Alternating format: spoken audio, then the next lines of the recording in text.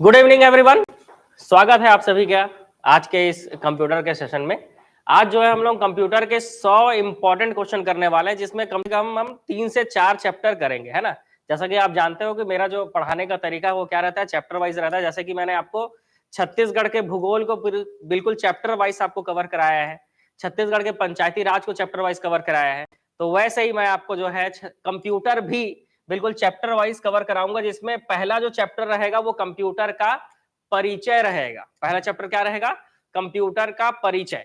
ठीक है, इसके पहले मैं आपको एक इंफॉर्मेशन दे दूं कि जो मेरा करंट अफेयर का पीडीएफ नोट्स, कई लोग बोल रहे थे कि सर पीडीएफ नोट्स जो है अपलोड नहीं हुआ है, तो मैं आप लोगों को बता दूं कि पीडीएफ नोट्स जो है वो एप्लीकेशन में अपलोड हो चुका है। आप जाकर स्टडी मटेरियल में क्लिक कर कर देख सकते हैं। और जितने लोग कंप्यूटर का पीडीएफ नोट्स अभी तक जिन लोग मतलब डाउनलोड नहीं किए हैं या नहीं देख पाए हैं, उनको कहां से दिखेगा, तो वो भी मैं आपको बता देता हूं कि जो हमारा कंप्यूटर का पीडीएफ नोट्स है वो आपको जैसे ही हमारा एप्लीकेशन ऑन होगा तो एप्लीकेशन, अच्छा एक बात बता दूं, ये जो बुक है ये मार्केट में आ गई है, आपको किसी भी बुक डिपो पे ये मिल जाएगी।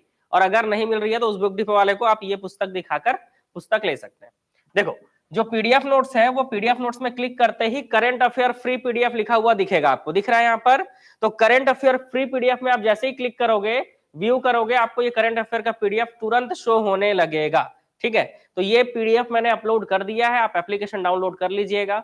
और करंट अफेयर के पीडीएफ में मैंने और क्या किया है, तो यहाँ पर छत्तीसगढ़ पुलिस का जो मैंने ऑब्जेक्टिव कराया है, छत्तीसगढ़ का करंट अफेयर, छत्तीसगढ़ का जीके मैंने जो आपको पढ़ाया है, और प्रशासन और छत्तीसगढ़ी भाषा जो पढ़ाया है उसका मैंने लिंक डाल दिया है। आप इस पर क्लिक करते ही डायरेक्ट वहां जा सकते हैं। ठीक है, तो यहाँ पर क्लिक करते ही आप डायरेक्ट उस लिंक पर पहुंच जाएंगे। ठीक है, तो ऐसा आप पहुंच सकते हैं। चलिए, तो ये छोटा सा इंफॉर्मेशन था जो आप सभी के लिए था, कि आपके लिए जानना भी जरूरी था कि आखिर करंट अफेयर का पीडीएफ अपलोड हुआ है तो हुआ कहाँ है। ठीक है, तो सबको पता चल गया कि करंट अफेयर का पीडीएफ आपको कहाँ मिलेगा। ठीक है, चलो एक चीज और बता दूं, मैं, आप जान रहे हो कि हमारा जो है नया ब्रांच जो है मंगला चौक से अब गांधी चौक में भी खुला है। मंगला चौक में तो है ना, 3 ब्रांच हो गए हैं। एक ब्रांच आपका कोरबा में है और 2 ब्रांच आपके बिलासपुर में हो गए। तो बिलासपुर का जो गांधी चौक वाला ब्रांच है, एक मंगला चौक वाला ब्रांच है जो बैंक ऑफ बड़ौदा के सामने है, और एक गांधी चौक वाला ब्रांच है जो कि बीसीसी न्यूज। गांधी चौक में आप जाकर बीसीसी न्यूज किधर है पूछेंगे तो आपको पता चल जाएगा। इसमें आपको 15 जनवरी से बिल्कुल नया बैच जो है, अभी आपकी बेसिक क्लासेस चल रही हैं जिसमें कैलकुलेशन करना ये सब सिखाया जा रहा है। तो 15 जनवरी से बिल्कुल जो है आपका शिक्षक भर्ती, हॉस्टल वार्डन और शिक्षक भर्ती, हॉस्टल वार्डन और परिचारक, है ना, हॉस्टल वार्डन, परिचारक, और इन सभी को मिला दे तो व्यापम और पीएससी का न्यू बैच स्टार्ट हो रहा है ना। इन सभी का जो फीस है वो मान लीजिए आपका जो 10,500 के जगह पर शुरू के जो बच्चे हैं, शुरू के 100 स्टूडेंट जो रहेंगे उनको 5,000 में एडमिशन दिया जा रहा है। तो ये एक सूचना है आपके लिए कि ऑफलाइन क्लास आपको कितने में मिल जा रहा है, 5,000 में मिल जा रहा है। ठीक है, तो ये जो है आप अपने भाई बंधु को बता सकते हैं या खुद भी आप पढ़ने आ सकते हैं गांधी चौक वाले ब्रांच में, बीसीसी न्यूज के सामने। आपको कुछ नहीं करना है, गांधी चौक पहुंचना है और वहां पर बीसीसी न्यूज किधर है ये पूछना है बस। दयालबंद रोड में बीसीसी न्यूज है, उसके सामने आपको एकेडमी मिल जाएगा। चलिए, तो सब तैयार है। एक चीज और कि कंप्यूटर के जो हम क्वेश्चन कर रहे हैं, अगर ये कंप्यूटर का सीरीज आपको पूरा कंप्लीट करना है, कंप्यूटर का जो सीरीज है वो पूरा पूरा कंप्लीट बिल्कुल करना है, तो कंप्यूटर के सीरीज को कंप्लीट करने के लिए आपको क्या करना है, आप ये क्लास कंप्लीट होने के बाद आपको वीडियो को शेयर करना है। आपने ये देखा होगा कि मैंने छत्तीसगढ़ का भूगोल आपको पूरा कंप्लीट कराया, छत्तीसगढ़ का प्रशासन में पंचायती राज, नगरीय निकाय, कार्यपालिका, विधायिका, ये सारा चीज मैंने आपको कंप्लीट कराया। ठीक है, हाँ, ये टीचर भर्ती के लिए भी है। कंप्यूटर जो है ये हॉस्टल वार्डन के साथ पटवारी और टीचर भर्ती में भी आने वाला है।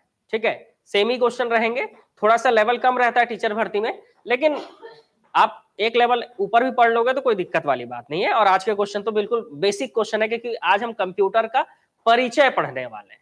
ठीक है, तो आपको मैं जो बता रहा था कि वीडियो को मैंने छत्तीसगढ़ का भूगोल और पंचायती राज इसलिए कवर कराया ताकि आप क्या कर आपने उसमें सपोर्ट किया, इसीलिए वो कवर हो पाया। क्योंकि मैंने देखा कि लगभग 300-400 लोग लाइव रहते थे, तो करीब करीब एनालिसिस मैंने देखा कि 200 लोग, कम से कम 50% लोग तो वीडियो को शेयर कर रहे थे। ठीक है, तो 50% लोग वीडियो शेयर कर रहे थे, जिससे वीडियो जो है रीच अच्छा जा रहा था।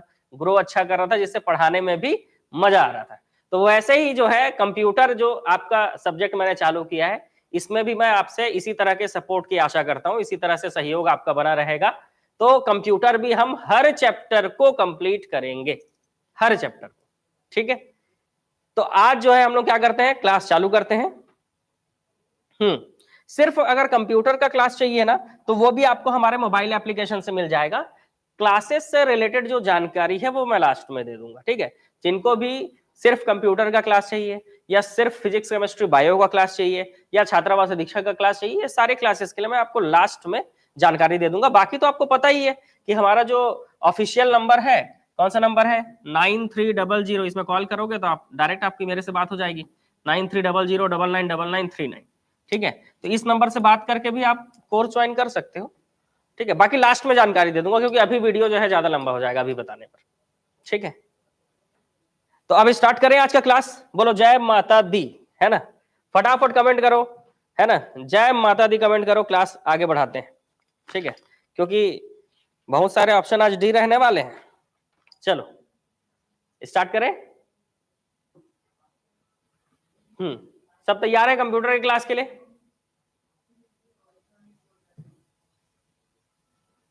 ठीक है, चलो आगे स्टार्ट करें। हाँ, सब तैयार है मतलब?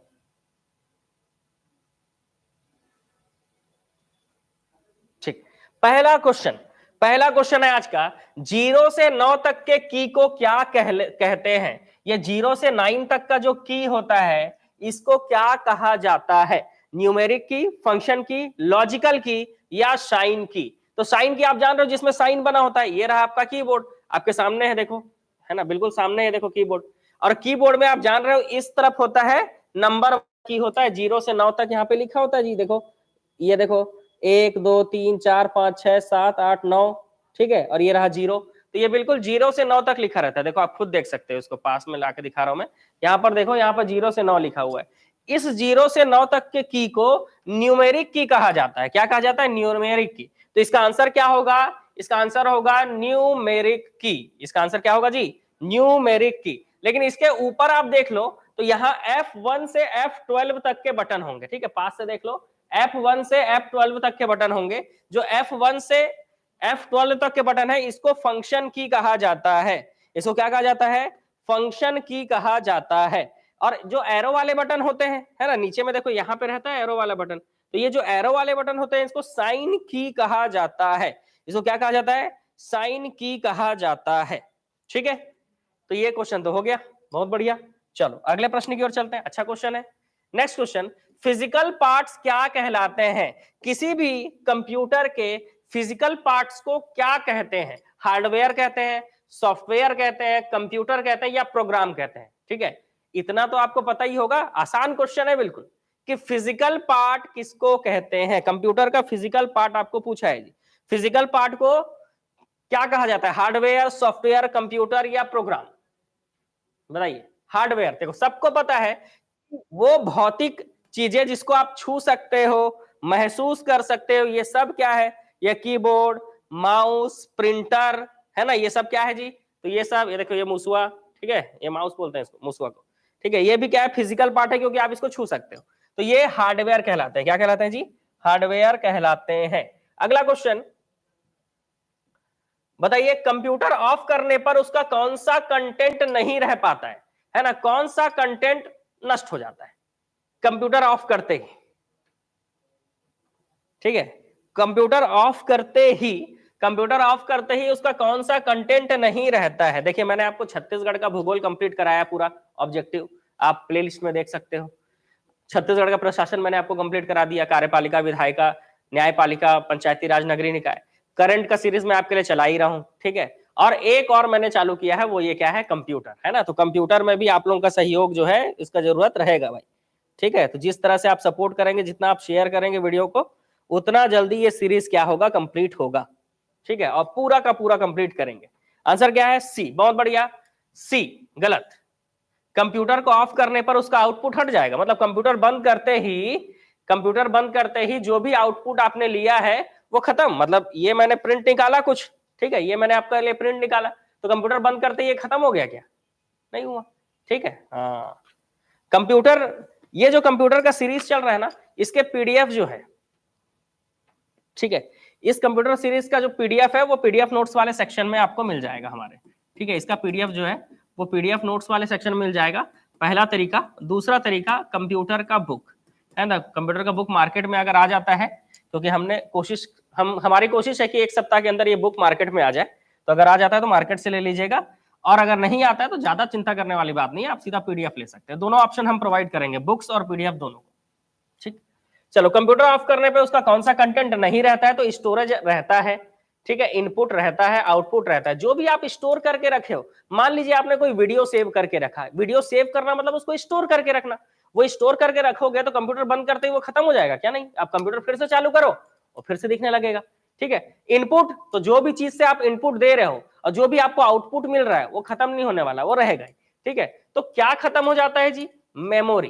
क्या खत्म हो जाता है? कंप्यूटर बंद करते ही उसका कौन सा कंटेंट हट जाता है? मेमोरी। मतलब जो भी आप कंप्यूटर में काम कर रहे थे वो हट जाता है, इसी को अस्थायी मेमोरी कहा जाता है। इसी को क्या कहा जाता है? अस्थायी मेमोरी। मतलब जैसे ही आपका पावर सप्लाई बंद हो जाए, जैसे ही पावर सप्लाई बंद हो जाए तो कंप्यूटर में जो भी स्टोर डेटा है, जो भी संग्रहित डेटा है वो नष्ट हो जाते हैं, उसी को अस्थायी मेमोरी कहते हैं।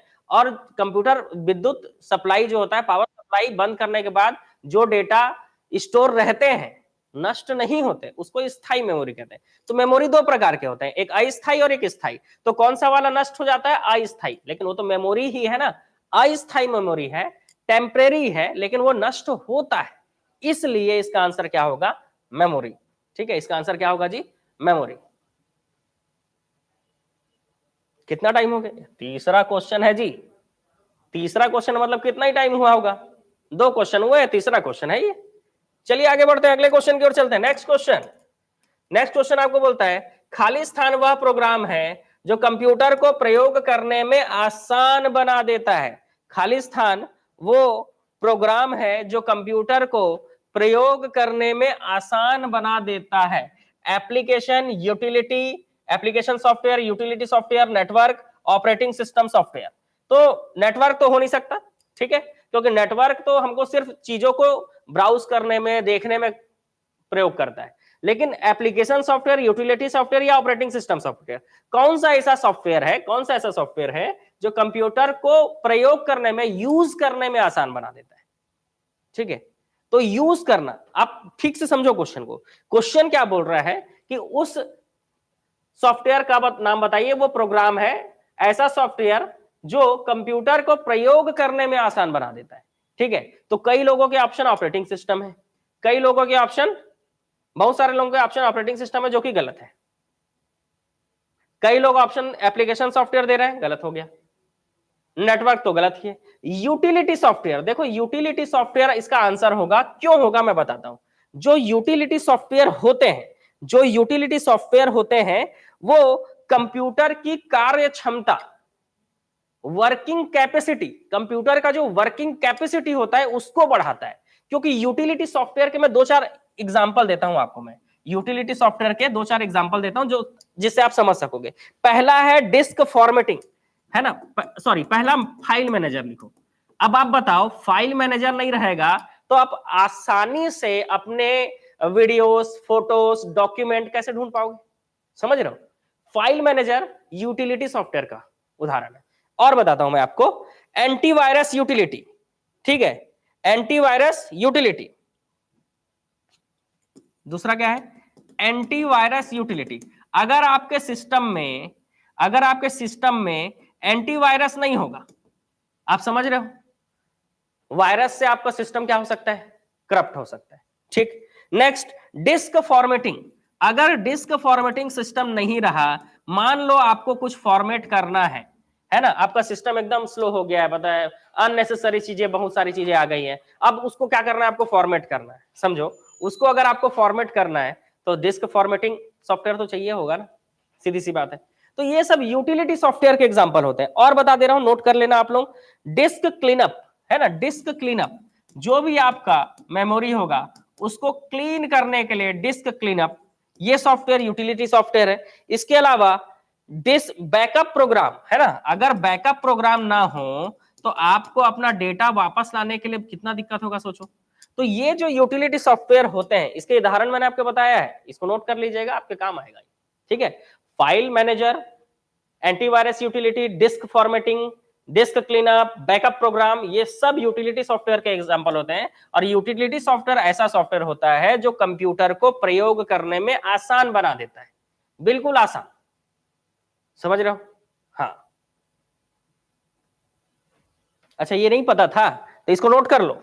यूटिलिटी के अंदर क्या क्या आता है देखो, ऑपरेटिंग सिस्टम तो आपको पता है, Windows, Unix, Linux, Mac OS, ये सब ऑपरेटिंग सिस्टम होते हैं। कंप्यूटर को चालू करने के लिए ऑपरेटिंग सिस्टम चाहिए, बिना ऑपरेटिंग सिस्टम के कंप्यूटर चालू ही नहीं होगा, तो ये ऑपरेटिंग सिस्टम होता है, ये आपको पता है। एप्लीकेशन तो आप चलाते हो, आप यूट्यूब चलाते हो, आप व्हाट्सएप चलाते हो, आप हमारा मोबाइल एप्लीकेशन चलाते हो, तो एप्लीकेशन सॉफ्टवेयर आप जानते हो कि एप्लीकेशन सॉफ्टवेयर किसी विशेष चीज के लिए ही होता है, जैसे आपको पढ़ना है तो हमारा एप्लीकेशन चाहिए, बस वैसे। ठीक है, चलो आगे बढ़ते हैं। नेक्स्ट है खाली स्थान एक बॉक्स है जिसमें कंप्यूटर सिस्टम, खाली स्थान एक बॉक्स है जिसमें कंप्यूटर सिस्टम में सर्वाधिक महत्वपूर्ण भाग होते हैं। खाली स्थान एक बॉक्स है जिसमें कंप्यूटर सिस्टम के सर्वाधिक महत्वपूर्ण भाग होते हैं, वो बॉक्स कौन सा है बताओ, वो बॉक्स कौन सा है? सॉफ्टवेयर कोई बॉक्स तो होता नहीं है जी, हार्डवेयर होता है। ठीक है, इनपुट डिवाइस भी बॉक्स होता है, जैसे ये क्या है, कीबोर्ड, ये भी एक बक्सा जैसा है। ठीक है, और एक होता है सिस्टम यूनिट। तो पहला तो सरासर गलत है, क्योंकि सॉफ्टवेयर जान रहे हो आप छू नहीं सकते सॉफ्टवेयर को, तो वो बॉक्स होगा कैसे? तो तीन ऑप्शन बचे, हार्डवेयर, इनपुट डिवाइस और सिस्टम यूनिट। वेरी गुड, सबका आंसर सही है, सिस्टम यूनिट। सिस्टम यूनिट ही एक ऐसा बॉक्स होता है जिसमें कंप्यूटर सिस्टम के सभी महत्वपूर्ण भाग होते हैं। बहुत बढ़िया, सही आंसर। चलो आगे बढ़ेंगे, सिस्टम यूनिट ना। अगला क्वेश्चन आपके सामने है। ठीक है, अगला क्वेश्चन आपके सामने है, बताइए आंसर। सिस्टम यूनिट के प्रकार जानना है, सिस्टम यूनिट के प्रकार बताओ, बता देता हूं, बहुत ही आसान है। Desktop computer system unit, laptop computer system unit, notebook computer system unit, tablet PC system unit, hand held computer system unit. तो ये सब सिस्टम यूनिट के प्रकार है। चलो अगला क्वेश्चन, ऐसा सॉफ्टवेयर जो कंप्यूटर सिस्टम को कार्यान्वित व नियंत्रित, मतलब एग्जीक्यूट और कंट्रोल करता है, उसे क्या कहते हैं? कंप्यूटर सिस्टम को जो एग्जीक्यूट करता है ना, ऐसा सॉफ्टवेयर जो कंप्यूटर सिस्टम को एग्जीक्यूट करता है और कंट्रोल करता है, उसे क्या कहते हैं? Operating system, system software, application software, या फिर सॉफ्टवेयर संग्रह। चार ऑप्शन है जी आपके पास, कितने ऑप्शन है? चार ऑप्शन है, चारों दिख रहे हैं?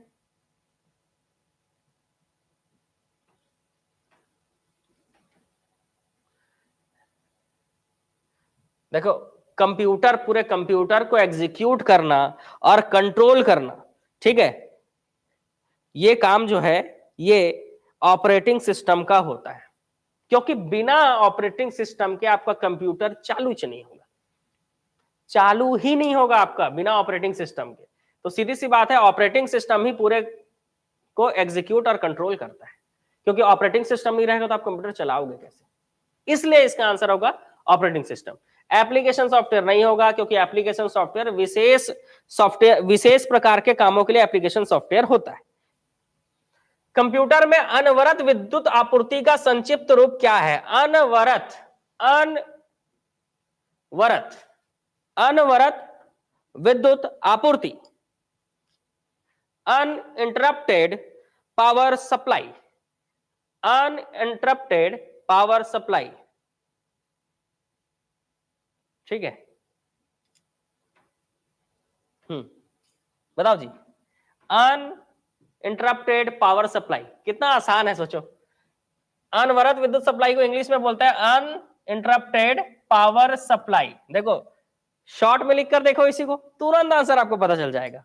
क्या होगा? यूपीएस। क्या होगा? यूपीएस। ये क्या करता है? तो मान लो क्या होता है ना, जो बिजली हमारे घर पे पहुंचती है, वो बिजली क्या है, आगे पीछे होते रहती है। तो यूपीएस लगा देने से ना एकदम कांस्टेंट बिजली जाता है बिल्कुल कंप्यूटर को, जिससे कंप्यूटर को कोई भी नुकसान नहीं होता है। लेकिन अनवरत विद्युत आपूर्ति के दो तरीके हैं, है ना। कंप्यूटर में विद्युत आपूर्ति सुनिश्चित करने के लिए दो तरीके होते हैं, एक यूपीएस जो आपने सुना है, एक और मैं बताऊंगा जो इसमें तो नहीं है लेकिन आपको याद रखना है, उसको बोलते हैं सीबीटी। एक यूपीएस कहा जाता है, यूपीएस आपने देखा भी है और यूपीएस आपने सुना भी है, लेकिन सीबीटी आपने शायद देखा होगा या शायद सुना होगा। सीबीटी कहा जाता है कांस्टेंट वोल्टेज ट्रांसफार्मर। सीबीटी का फुल फॉर्म ध्यान रखिएगा। यूपीएस आप जानते हो कि बिजली कंप्यूटर को बिजली आपूर्ति के लिए यूपीएस लगाया जाता है ताकि कांस्टेंट बिजली मिलते रहे, लेकिन यूपीएस के साथ, यूपीएस के अलावा और क्या लगा सकते हैं, तो सीबीटी लगा सकते हैं, कांस्टेंट वोल्टेज ट्रांसफार्मर। याद रखेंगे, अगर आप पहली बार सुन रहे हैं तो कमेंट में टाइप करिए सीवीटी, कांस्टेंट वोल्टेज ट्रांसफार्मर। ठीक है, चलो अगले क्वेश्चन की ओर चलते हैं। अगला क्वेश्चन, कंप्यूटर का प्रत्येक कंपोनेंट या तो खाली स्थान या तो खाली स्थान होता है। कंप्यूटर का प्रत्येक कंपोनेंट खाली स्थान या तो खाली स्थान होता है, ये या तो ये। बताइए, कंप्यूटर का प्रत्येक कंपोनेंट ये या तो ये, मतलब एक्चुअल में होता क्या है, ये या तो ये। सीवीटी, बहुत बढ़िया, पहली बार पता चला, मतलब बहुत सारे लोगों को। मेरे क्लास में आपको नई नई चीजें मिलेगी, है ना। बिल्कुल, हार्डवेयर होता है या तो सॉफ्टवेयर होता है। कोई भी कंपोनेंट हो कंप्यूटर का, या तो हार्डवेयर या तो सॉफ्टवेयर, दो ही चीजों से मिलकर बनता है। एक और होता है, डेटा भी होता है, लेकिन फिलहाल आप हार्डवेयर और सॉफ्टवेयर ही आंसर लेंगे इसका। अनुदेशों का सेट, अनुदेशों का जो सेट होता है कंप्यूटर को क्या करना है ये बताता है, उसे क्या कहते हैं। अच्छा क्वेश्चन, शानदार क्वेश्चन। नेक्स्ट क्वेश्चन है कि अनुदेशों का वह समूह, ठीक है, अनुदेशों का वह समूह, ठीक है, अनुदेशों का वह सेट जो कंप्यूटर को क्या करना है ये बताता है, उसे क्या कहते हैं। ठीक है, तो उसे क्या कहते हैं, तो उसे जो है प्रोग्राम कहते हैं। ठीक है, एक छोटा सा चीज बताऊंगा मैं, जो अनुदेश होते हैं, अनुदेश, इसको इंस्ट्रक्शन कहा जाता है। क्या कहा जाता है जी, इंस्ट्रक्शन। ठीक है, अनुदेश मतलब इसको क्या कहा जाता है, इंस्ट्रक्शन कहा जाता है। अनुदेशों के समूह को प्रोग्राम कहते हैं। क्या कहते हैं जी, प्रोग्राम कहते हैं, याद रखेंगे। और प्रोग्रामों के समूह को सॉफ्टवेयर कहा जाता है।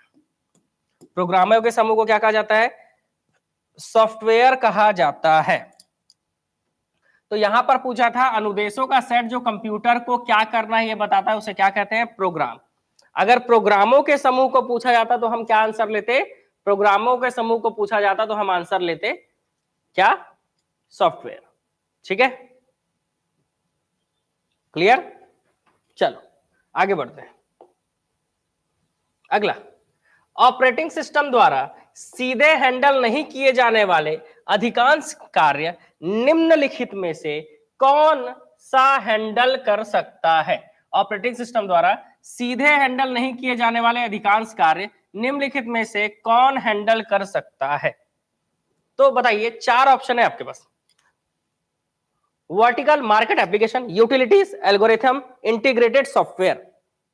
तो बताइए, जो काम ऑपरेटिंग सिस्टम सीधे हैंडल नहीं कर सकता उसको कौन हैंडल करता है। क्वेश्चन अच्छा है आपके पास, क्वेश्चन पूछ रहा है कि वो काम, है ना, ऑपरेटिंग सिस्टम सीधे हैंडल नहीं कर सकता, वो काम कौन करता है। ऑप्शन नंबर, बहुत सारे लोग ऑप्शन नंबर डी दे रहे हैं, इंटीग्रेटेड सॉफ्टवेयर गलत,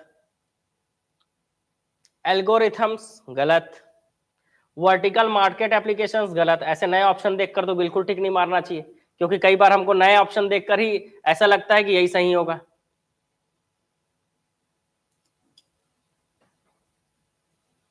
ठीक है, और क्या आएगा, और आएगा आपको यूटिलिटीज। आंसर क्या होगा, यूटिलिटीज। जो काम ऑपरेटिंग सिस्टम सीधे हैंडल नहीं कर सकता वो यूटिलिटी सॉफ्टवेयर करता है। कैसे, तो यूटिलिटी सॉफ्टवेयर का काम है कंप्यूटर के काम को सरल बनाना। यूटिलिटी सॉफ्टवेयर का काम है कंप्यूटर को अशुद्धियों से दूर रखना। यूटिलिटी सॉफ्टवेयर का काम क्या है, कंप्यूटर को कार्य को सरल बनाना, उसको अशुद्धि से दूर रखना, और कंप्यूटर को विभिन्न तरह से सुरक्षा प्रदान करना। ये सब जो है यूटिलिटी सॉफ्टवेयर का काम होता है, ठीक है, सुरक्षा प्रदान करने में मदद करना। अगला, कंप्यूटर में काम करने के लिए किस सॉफ्टवेयर का प्रयोग किया जाता है? मान लो कंप्यूटर में आपको काम करना है, तो कैसा सॉफ्टवेयर का प्रयोग किया जाएगा? कंप्यूटर में अगर आपको काम करना है तो किस तरह के सॉफ्टवेयर का प्रयोग किया जाता है?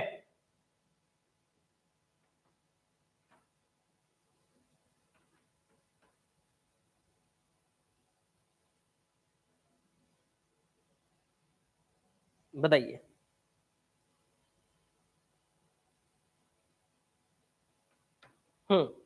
कंप्यूटर में काम करने के लिए एप्लीकेशन सॉफ्टवेयर का प्रयोग किया जाता है, क्योंकि आप एप्लीकेशन के थ्रू ही क्या करते हैं? काम करते हैं, ठीक है। एप्लीकेशन भी दो तरह के होते हैं एप्लीकेशन सॉफ्टवेयर, एक जनरल एप्लीकेशन सॉफ्टवेयर और एक कस्टमाइज्ड एप्लीकेशन सॉफ्टवेयर।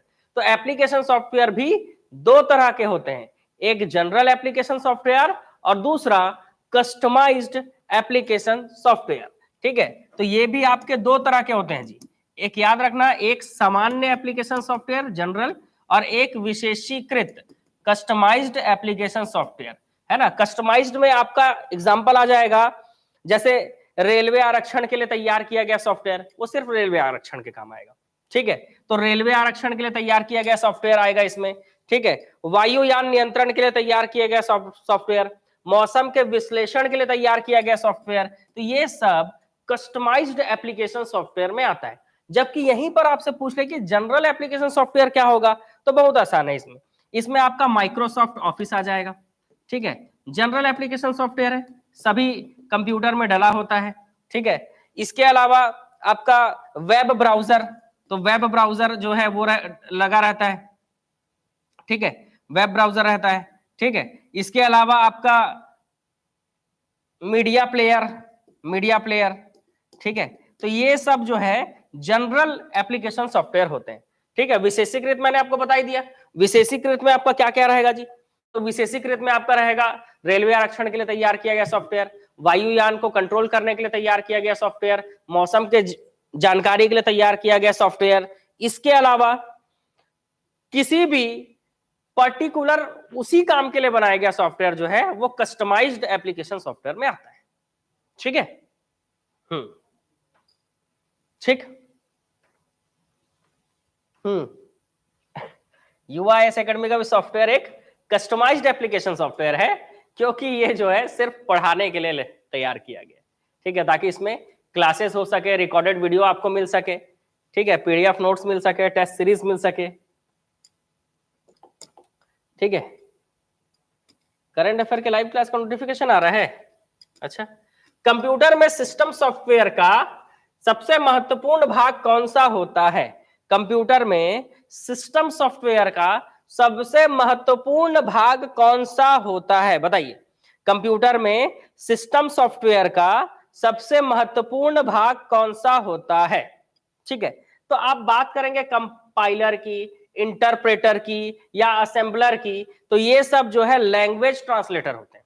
ये सब क्या होते हैं? लैंग्वेज ट्रांसलेटर होते हैं। लेकिन सिस्टम सॉफ्टवेयर का सबसे महत्वपूर्ण भाग ऑपरेटिंग सिस्टम होता है, क्योंकि आप समझना, इससे पहले वाले क्वेश्चन में भी मैंने आपको बताया था कि बिना ऑपरेटिंग सिस्टम के कंप्यूटर चालू ही नहीं हो सकता, बिना ऑपरेटिंग सिस्टम के आपका कंप्यूटर स्टार्ट ही नहीं होगा। इसलिए ऑपरेटिंग सिस्टम का सबसे महत्वपूर्ण भाग जो है वो क्या होता है?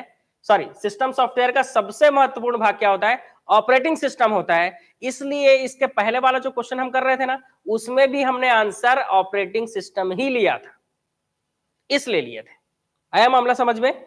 अभी आपको और अच्छे से क्लियर हो गया, ठीक? अभी आपको और अच्छे से क्लियर हो गया होगा।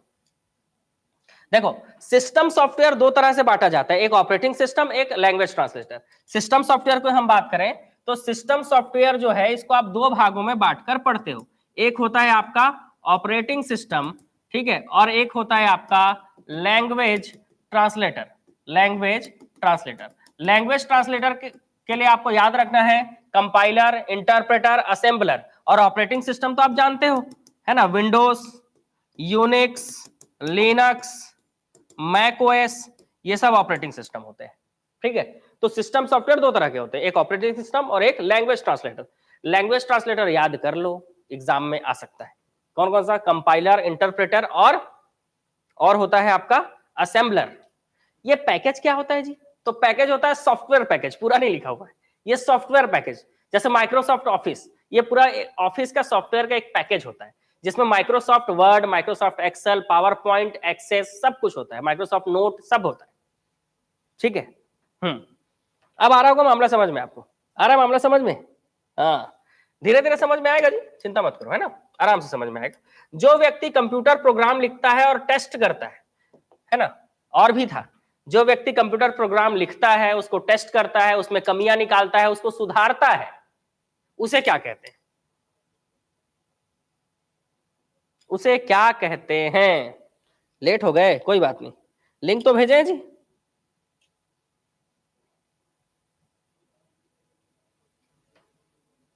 ठीक है, प्रोग्रामर, बहुत बढ़िया, सही आंसर। उसको प्रोग्रामर कहा जाता है। कई लोग इसको साइंटिस्ट बोल दे रहे हैं भाई, कैसे साइंटिस्ट बना दे रहे हो भाई? प्रोग्रामर, प्रोग्रामर का काम होता है प्रोग्राम बनाना, टेस्ट करना, बग्स मतलब कमियों को पहचानना, और डिबगिंग, डिबगिंग मतलब सुधार करना, डिबगिंग मतलब सुधार करना, ये सब काम एक प्रोग्रामर का होता है। ठीक, सही आंसर। ये सारे काम किसके होते हैं? तो ये सारे काम प्रोग्रामर के होते हैं। चलो अगले क्वेश्चन की ओर चलते हैं। कंप्यूटर डाटा स्टोर करने और गणनाएं करने के लिए खाली स्थान नंबर सिस्टम का प्रयोग करता है। कौन से नंबर सिस्टम का प्रयोग करता है कंप्यूटर?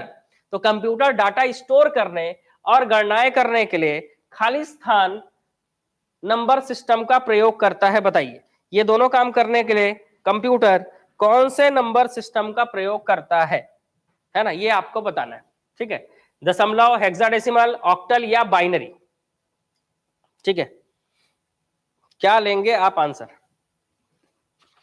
कंप्यूटर किसका प्रयोग करता है जी इसमें से? तो आंसर होगा 14 का डी, बाइनरी नंबर सिस्टम। बहुत बढ़िया। लेकिन आप ये याद रखिएगा कि कंप्यूटर जो है, कंप्यूटर ये सिर्फ मतलब बाइनरी सिस्टम में ही नहीं होता है, बाइनरी सिस्टम के अलावा ऑक्टल, हेक्साडेसिमल भी होता है, लेकिन मुख्य रूप से कंप्यूटर जो है, मुख्य रूप से कंप्यूटर बाइनरी सिस्टम पर ही आधारित होता है। और बाइनरी सिस्टम मतलब द्विआधारी पद्धति, मतलब दो, जीरो और एक, जीरो और एक। आप मेरे को ये बताइए, जीरो का मतलब क्या होता है और एक का मतलब क्या होता है? बाइनरी सिस्टम में जीरो का मतलब क्या होता है और एक का मतलब क्या होता है? ठीक है, बताइए, जीरो और एक का मतलब क्या होता है? मतलब किसको ऑन बोलेंगे और किसको ऑफ बोलेंगे? जीरो और एक, सबके सबको कमेंट करना है। जीरो और एक, जीरो का मतलब क्या और एक का मतलब क्या?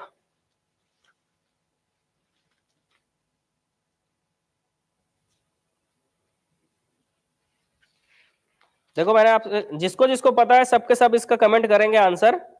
ठीक है, फिर मैं आपको बताता हूं कि आपका सही आपने बताया कि आपने गलत बताया। जीरो का मतलब ऑफ और एक का मतलब ऑन होता है।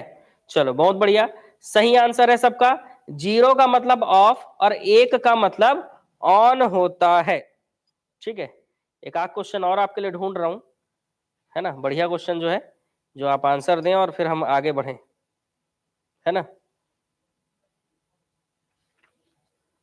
चलो लास्ट में पूछूंगा, लास्ट तक बने रहेंगे। लास्ट में कुछ कुछ क्वेश्चन और है जो मतलब इसमें तो नहीं है, लेकिन मैं आपसे अलग से पूछूंगा।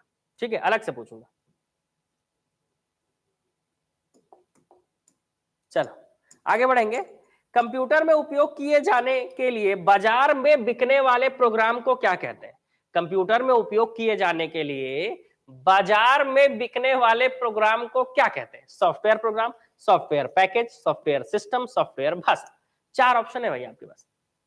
हाँ, लग रहा है इस बार बहुत सारे लोग सही आंसर देंगे। बहुत बढ़िया, सही आंसर सॉफ्टवेयर पैकेज। अभी तो मैंने आपको बताया है, सॉफ्टवेयर पैकेज होता है जैसे माइक्रोसॉफ्ट ऑफिस, है ना, आपको चाहिए तो आप खरीद लो।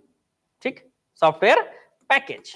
चलो आगे, कंप्यूटर डाटा एकत्र करने के लिए, कंप्यूटर डाटा एकत्र करते हैं जिसका अर्थ है कि वह प्रयोगकर्ताओं का डाटा खाली स्थान करने देते हैं। प्रयोगकर्ताओं का डाटा खाली स्थान करने देते हैं। Present, store, output, input. Computer data एकत्र करते हैं, इसका अर्थ क्या है? कंप्यूटर डाटा एकत्र करते हैं, इसका अर्थ क्या है बताइए।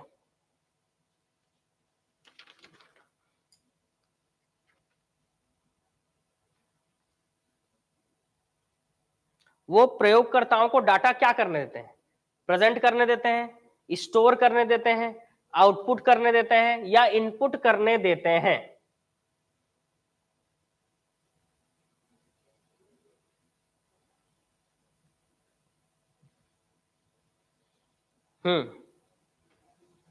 लगता है मामला फंसेगा इस क्वेश्चन में। ठीक है, लग तो रहा है मामला फंसेगा, और बहुत ही ज्यादा मामला फंसने वाला है।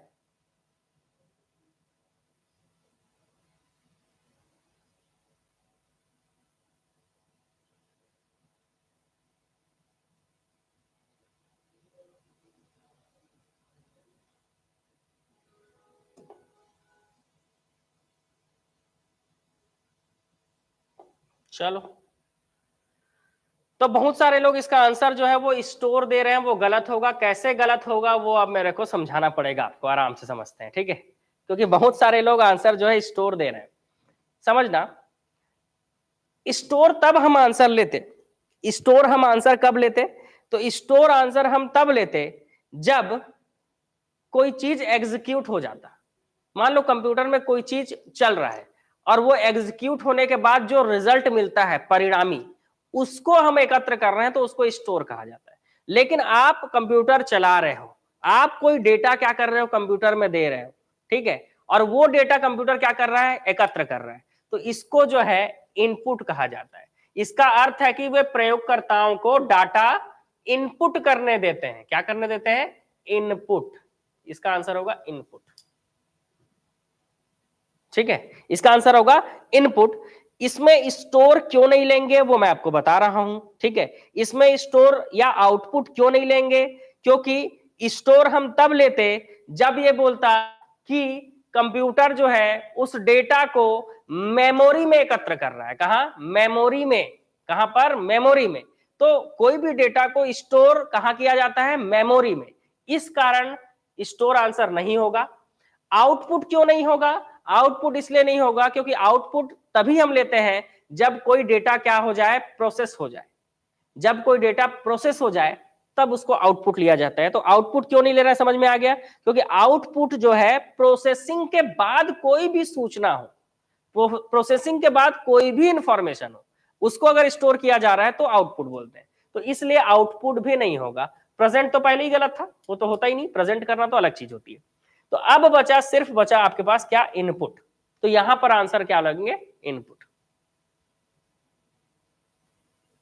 ठीक है, हाँ, डेटा जो है वो प्रोसेस नहीं हुआ है, इसलिए हम यहां पर इनपुट ले रहे हैं। अगर यहीं पर प्रोसेस्ड डेटा को बोलता है ना, कंप्यूटर प्रोसेस्ड डेटा को एकत्र करते हैं, ऐसा बोल देता, ये सिर्फ डेटा के जगह पे क्या लिख देता, या इंफॉर्मेशन लिख देता, या प्रोसेस्ड डेटा लिख देता, तब हम उसको आउटपुट लेते। और यहीं पर मेमोरी लिख देता, मेमोरी, तब हम उसको स्टोर लेते। तीनों मैं आपको बता रहा हूं क्यों, कब स्टोर लेंगे, कब आउटपुट लेंगे, और कब इनपुट लेंगे, तीनों बता रहा हूं मैं आपको। इनपुट कब लेंगे वो तो यहीं पर लिखा हुआ है। आउटपुट कब लेंगे? जब प्रोसेस्ड डेटा या फिर इंफॉर्मेशन लिखा होता या सूचना लिखा होता। स्टोर कब लेते हैं? जब कहीं पे भी मेमोरी लिख देता, कहीं पे भी मेमोरी लिख देता तो हम उसको स्टोर ले लेते हैं। ठीक है, मामला क्लियर हो गया? चलो, आप लोग बोल भी रहे हो क्लियर हो गया, तो आगे बढ़ते हैं। ठीक है, कहीं पे भी आपके विचार जो है फंसेंगे, क्योंकि देखो आप अपने विचार से, अपने मतलब अपना जो भी आपने तैयारी किया है उस हिसाब से आप आंसर ले रहे हो, तो उस हिसाब से जरूरी नहीं है कि आपका आंसर सही ही होगा। ठीक है, तो अब आपका आंसर सही नहीं हुआ तो गलत कैसे हुआ वो जानना जरूरी है, इसीलिए मैं आपको क्या करता हूं, एक्सप्लेन करता हूं। ठीक है, नीचे सूचीबद्ध 4 शब्दों में से कौन सा उनसे संबंधित नहीं है? Application, peripheral, software, program. इन चारों में से कौन सा उनसे संबंधित नहीं है? बताइए कौन सा संबंधित नहीं है? बहुत बढ़िया, सही आंसर पेरिफेरल। क्योंकि पेरिफेरल का मतलब होता है सभी इनपुट आउटपुट डिवाइस कंप्यूटर से जुड़े हुए हैं, ये पेरिफेरल होता है। एप्लीकेशन, प्रोग्राम, सॉफ्टवेयर एक चीज है, ठीक है। प्रोग्रामे के समूह को सॉफ्टवेयर कहा जाता है और सॉफ्टवेयर के अंदर ही आता है एप्लीकेशन सॉफ्टवेयर। सॉफ्टवेयर के अंदर ही क्या होते हैं, एप्लीकेशन सॉफ्टवेयर होता है, यूटिलिटी सॉफ्टवेयर होता है ना, ऑपरेटिंग सिस्टम सॉफ्टवेयर होता है। तो ये एप्लीकेशन सॉफ्टवेयर जो है वो सॉफ्टवेयर के अंदर का चीज है, सीधी सी बात। इसलिए एप्लीकेशन, प्रोग्राम और सॉफ्टवेयर एक जैसी चीजें हैं, पेरिफेरल अलग चीज है। पेरिफेरल का मतलब होता है सभी डिवाइस को एक दूसरे से जुड़ा होना, कंप्यूटर से जुड़ा होना, उसको पेरिफेरल कहा जाता है। प्रत्येक कंप्यूटर में खाली स्थान है और कई खाली स्थान भी होता है। यहां पे खाली स्थान, प्रत्येक कंप्यूटर में खाली स्थान, यहां पर खाली स्थान और यहां पर खाली स्थान है। प्रत्येक कंप्यूटर में खाली स्थान है और कई खाली स्थान होते हैं। लो मैं क्वेश्चन बोलकर बता रहा हूं। प्रत्येक कंप्यूटर में, देखो आसान क्वेश्चन है, लास्ट में मैं आसान क्वेश्चन भी कराऊंगा। प्रत्येक कंप्यूटर में खाली स्थान है और कई खाली स्थान होते हैं। तो प्रत्येक कंप्यूटर में एक ऑपरेटिंग सिस्टम तो होता है और बहुत सारे सॉफ्टवेयर होते हैं, है ना, बहुत सारे एप्लीकेशन प्रोग्राम होते हैं। Option number D. क्या बता रहे हो, बी? अरे अनुदेश नहीं होगा जी, क्योंकि इंस्ट्रक्शंस के ग्रुप को, अनुदेशों के समूह को प्रोग्राम कहते हैं और प्रोग्रामों के समूह को सॉफ्टवेयर कहा जाता है। तो ये तो बहुत छोटा चीज हो गया, ठीक है। ऑपरेटिंग प्रणाली या क्लाइंट नहीं होगा, ये भी नहीं होने वाला। तो बचा क्या, कंप्यूटर, प्रत्येक कंप्यूटर में ऑपरेटिंग प्रणाली होता है और कई क्या होते हैं, एप्लीकेशन प्रोग्राम होते हैं, कई बहुत सारे एप्लीकेशन होते हैं। अच्छा ऑप्शन नंबर डी नहीं दिख रहा था, हाँ कोई बात नहीं, दिखा देते हैं ऑप्शन नंबर डी। ये देखो, ये देखो, ये रहा ऑप्शन नंबर डी, है ना। प्रत्येक कंप्यूटर में खाली स्थान तो ऑपरेटिंग प्रणाली होता है और कई खाली स्थान भी होते हैं तो एप्लीकेशन प्रोग्राम होते हैं, बहुत सारे एप्लीकेशन प्रोग्राम भी होते हैं। अब आराम से आप देख सकते हैं, ठीक है। चलो 100 क्वेश्चन करना भाई, थोड़ा फास्ट ट्रैक चलते हैं, एकदम फास्ट फास्ट बढ़ते हैं, ठीक है। कंप्यूटर सिस्टम में सभी इनपुट और आउटपुट को परिभाषित करने के लिए प्रयुक्त शब्द क्या है? तो कंप्यूटर सिस्टम में जितने भी इनपुट होते हैं और जितने भी आउटपुट होते हैं उनको क्या बोलकर मतलब किस चीज से परिभाषित किया जाता है, बताइए आंसर क्या होगा? बहुत बढ़िया, इसका सही आंसर है हार्डवेयर। जितने भी इनपुट और आउटपुट होते हैं वो सभी को हार्डवेयर कहा जाता है।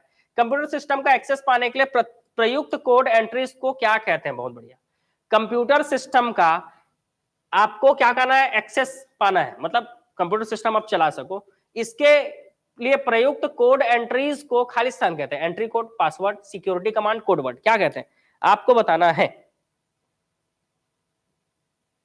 पासवर्ड, क्योंकि पासवर्ड ही क्या करता है, कंप्यूटर की गोपनीयता को बनाए रखता है। बिल्कुल सही आंसर। नेक्स्ट क्वेश्चन, कंप्यूटर खाली स्थान को इंफॉर्मेशन में प्रोसेस करता है। बहुत आसान क्वेश्चन, कंप्यूटर डाटा को इंफॉर्मेशन में प्रोसेस करता है। कंप्यूटर क्या करता है, डाटा को इंफॉर्मेशन में प्रोसेस कर देता है। नेक्स्ट, कंप्यूटर की भौतिक स्मृति से संग्रहित परिणाम निकालने वाली प्रक्रिया को कहा जाता है। तो कंप्यूटर का जो फिजिकल मेमोरी है, कंप्यूटर की जो फिजिकल मेमोरी है, उससे स्टोर्ड रिजल्ट को, उससे संग्रहित परिणाम को निकालने की प्रक्रिया को आउटपुट प्रोसेस कहा जाता है। क्या कहा जाता है जी? Output process. क्योंकि मेमोरी से आप कोई चीज निकाल रहे हो, बाहर निकाल रहे हो, मतलब आउटपुट प्रोसेस। बहुत सारे लोग इसका आंसर सही दिए, बहुत बढ़िया। कंप्यूटर में डेटा को किस रूप में स्टोर किया जाता है? तो कंप्यूटर में जो डेटा होता है इसको स्टोर किया जाता है बाइनरी में। किसमें? बाइनरी में। अभी आपने बताया कि 0 का मतलब ऑफ, 1 का मतलब ऑन होता है, तो बाइनरी रूप में। बहुत बढ़िया, सही आंसर। अगले क्वेश्चन की ओर चलते हैं। इनमें से कौन सी कंप्यूटर की एक विशेषता नहीं है?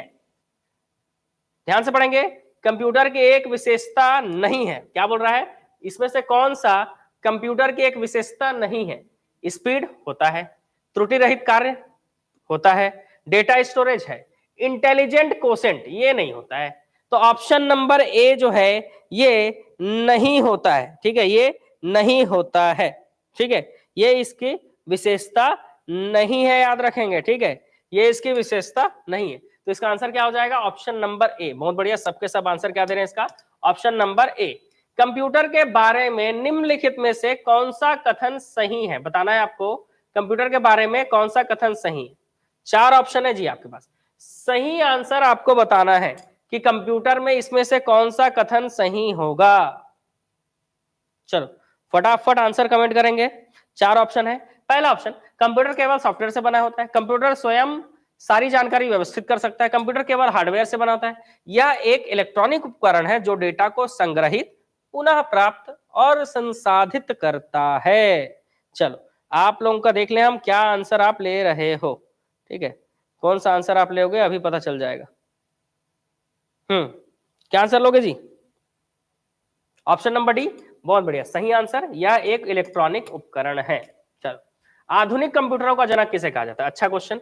आधुनिक कंप्यूटरों का जनक किसे कहा जाता है? सही आंसर देना है, किसी को भी आंसर क्या है गलत नहीं करना है, सबको सही आंसर देना है जी, सबको। ठीक है, सबको क्या करना है, सही आंसर देना है। बताओ कि आधुनिक कंप्यूटर का जनक, नहीं नहीं यहाँ पे आधुनिक कंप्यूटर पूछा है। चार्ल्स बेबेज को तो कंप्यूटर का जनक कहा जाता है जी, यहाँ पर आधुनिक कंप्यूटर का जनक पूछा गया है। आधुनिक कंप्यूटर का जनक किसे कहा जाता है? ठीक है, चार्ल्स बेबेज जो है वो तो कंप्यूटर के जनक है। ठीक है, कंप्यूटर के जनक चार्ल्स बेबेज को कहा जाता है, लेकिन आधुनिक कंप्यूटर के जनक किसे कहा जाता है? Alan Turing. ठीक है, बहुत बढ़िया। आधुनिक कंप्यूटर का जनक किसे कहा जाता है जी? तो आधुनिक कंप्यूटर का जनक जो है वो एलन ट्यूरिंग को कहा जाता है। याद रखेंगे, आधुनिक कंप्यूटर के जनक एलन ट्यूरिंग। ठीक है, अगला, कंप्यूटर प्रौद्योगिकी में वीआर का पूर्ण रूप क्या है? कंप्यूटर प्रौद्योगिकी में वीआर का पूर्ण रूप क्या होता है?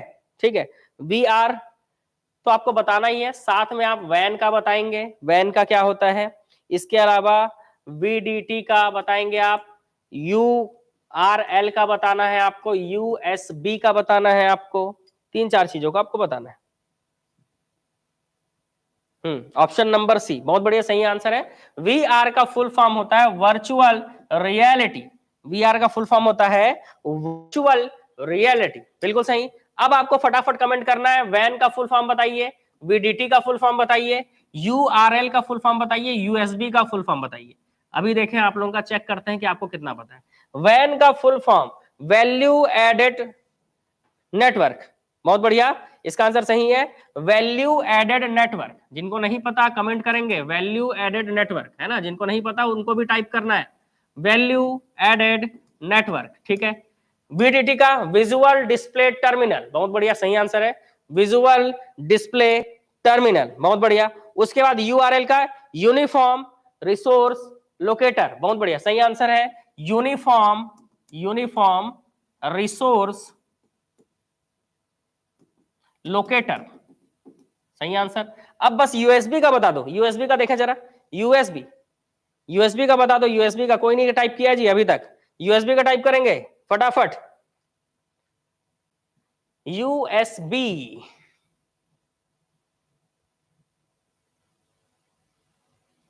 बस हाँ, देखो USB है ना, इसका B को उठा के सामने ले आओ, इसको समझ रहे, ये B को उठा क्या कर लो, तो इसका B को उठा के सामने ले आओ, तो ये हो जाएगा बस। इसका फॉर्म है, इसका फुल फॉर्म है USB का यूनिवर्सल सीरियल बस, यूनिवर्सल सीरियल बस, है ना। जिन लोग लाइव देख रहे हो अच्छी बात है, और जिन लोग रिकॉर्डेड भी देखोगे आपको कमेंट करना है यूनिवर्सल सीरियल बस। ठीक है, बिल्कुल सही आंसर, सब लोग आंसर दिए। चलो बढ़िया, आगे बढ़ेंगे। निम्नलिखित में से किसे भारतीय कंप्यूटर का जनक माना जाता है?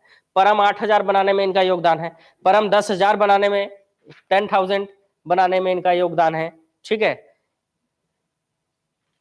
इसके अलावा CDEC, IIT, MK, ये सब जो है संस्थानों की स्थापना करवाने में इनका योगदान है, इसलिए इनको भारत में सुपर कंप्यूटरों का जनक माना जाता है। नाम बताएंगे भारत में सुपर कंप्यूटर का जनक, ये तो हो ही नहीं सकते नंदन नीलकेणी, क्योंकि ये इन्फोसिस के सह संस्थापक है, को फाउंडर है नंदन नीलकेणी, इन्फोसिस के को फाउंडर। जयंत नार्लिकर, इनका तो इन्होंने सिद्धांत दिया था कुछ कुछ, तो ये भी नहीं हो सकते, ये भी नहीं हो सकते, तो बचे कौन? विजय भाटकर, बहुत बढ़िया सही आंसर। भारत में सुपर कंप्यूटर के जनक विजय भाटकर को कहा जाता है।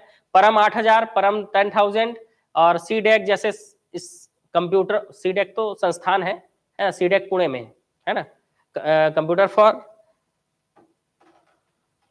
सीडेक जो है वो कहाँ है, पुणे में है।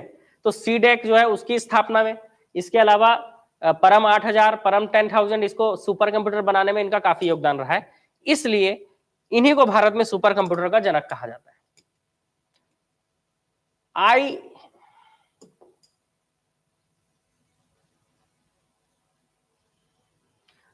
ISCII इसका फुल फॉर्म क्या है? ISCII इसका फुल फॉर्म क्या है? ठीक है, इसी के जगह पे ASCII भी पूछ सकता है आपको। इसके अलावा ISDN को पूछ सकता है आपको एग्जाम में, MICR को पूछ सकता है आपको एग्जाम में। तो पहले तो आप ISCII का फुल फॉर्म बताइए। ठीक है, ISCII, ठीक है, तब हमको ASCII का पता चल पाएगा। ठीक, क्या बोल रहा है आंसर? ए, बहुत बढ़िया। इसका आंसर है Indian standard code for information interchange. देखो अभी भले क्वेश्चन टफ है, थोड़े आसान क्वेश्चन आगे आएंगे, ठीक है, लेकिन टफ क्वेश्चन चल रहे हैं, इसका मतलब ये नहीं कि हमको नहीं पढ़ना है, इस तरह से क्वेश्चन एग्जाम में पूछे जाते हैं। ठीक है, Indian standard code for information interchange, इसी के जगह पे आई के जगह पे ए लगा दो तो ए से होगा American standard code for information interchange, American standard code for information interchange. तो ये और ये दोनों सेम ही है, इसमें का जो पहला वाला आई है वो इंडियन है, और अगर ए लिखा होता तो क्या हो जाता आंसर? अमेरिकन। ये याद रखना है आपको। ठीक है, क्या हो जाएगा? अमेरिकन। नहीं नहीं नहीं भाई, बहुत खतरनाक हो जाएगा जी, हिंदी रहने दो। ठीक है, इसको थोड़ा इंग्लिश में, फुल फॉर्म को इंग्लिश में याद करना पड़ेगा आपको। ISDN का फुल फॉर्म है integrated service digital network, integrated service digital network. ISDN का full form integrated service digital network. और MICR का फुल फॉर्म है magnetic ink character recognition, magnetic ink character recognition. ठीक है, अगर आप पहली बार सुन रहे हैं तो आपको कमेंट जरूर करना है। ठीक है, कमेंट में टाइप करना है आपको। चलो अगला क्वेश्चन देखो, एक चैप्टर हो गया हमारा, अब हम कंप्यूटर का विकास सेकंड चैप्टर अब पढ़ने वाले हैं। ठीक है, तैयार है सबके सब? सेकंड चैप्टर करा दूं आज? सेकंड चैप्टर भाई बताओ, सेकंड चैप्टर करेंगे सबके सब? तैयार है? बिल्कुल तैयार है? चलो ठीक है, देखते हैं कंप्यूटर का जनक किसे माना जाता है। बहुत ही आसान है, कंप्यूटर का जनक चार्ल्स बेबेज को माना जाता है। कंप्यूटर जो है ना चैप्टर अच्छे से पढ़ लो भाई, क्योंकि सामने जो है बड़ा बम फूटने वाला है हॉस्टल वार्डन का, समझ रहे हो ना? तो हॉस्टल वार्डन जैसे ही आपका जो है फॉर्म भराना चालू, अभी तो फॉर्म भराना चालू नहीं हुआ है, लेकिन जैसे ही फॉर्म भराना चालू होगा, आप समझ रहे हो, आपको कंप्यूटर की बहुत जरूरत पड़ेगी, और उस समय फिर आपको मेरा याद आएगा। ठीक है, इसलिए हम क्या करेंगे, अभी से कंप्यूटर को मजबूत करते चलेंगे, ताकि कंप्यूटर जो है हमसे अच्छे से बने एग्जाम में, और सेलेक्ट होने के बाद मिठाई वाला डिब्बा लेकर जरूर आए, है ना? भाग जाते हो और सेलेक्ट होके 2-4 महीने बाद बताते हो कि हम सेलेक्ट हो गए हैं। ठीक है, स्वार्थी लोग, तो ऐसे स्वार्थी नहीं बनना है। ठीक है, हम लोग स्वार्थी नहीं है। ठीक, तो बढ़िया, सेलेक्ट होने के बाद मिठाई का डिब्बा लेके आना। ठीक, तो कंप्यूटर का जनक किसे माना जाता है? चार्ल्स बेबेज को माना जाता है। कंप्यूटर का जनक किसे माना जाता है? चार्ल्स बेबेज को माना जाता है। क्या हो गया जी? सी तो टिक लगाया हूं, सी तो लगाया हूं टिक। चार्ल्स बेबेज को तो माना जाता है। नहीं, कंप्यूटर के जनक बदल नहीं जाएंगे, कंप्यूटर के जनक चार्ल्स बेबेज ही हैं।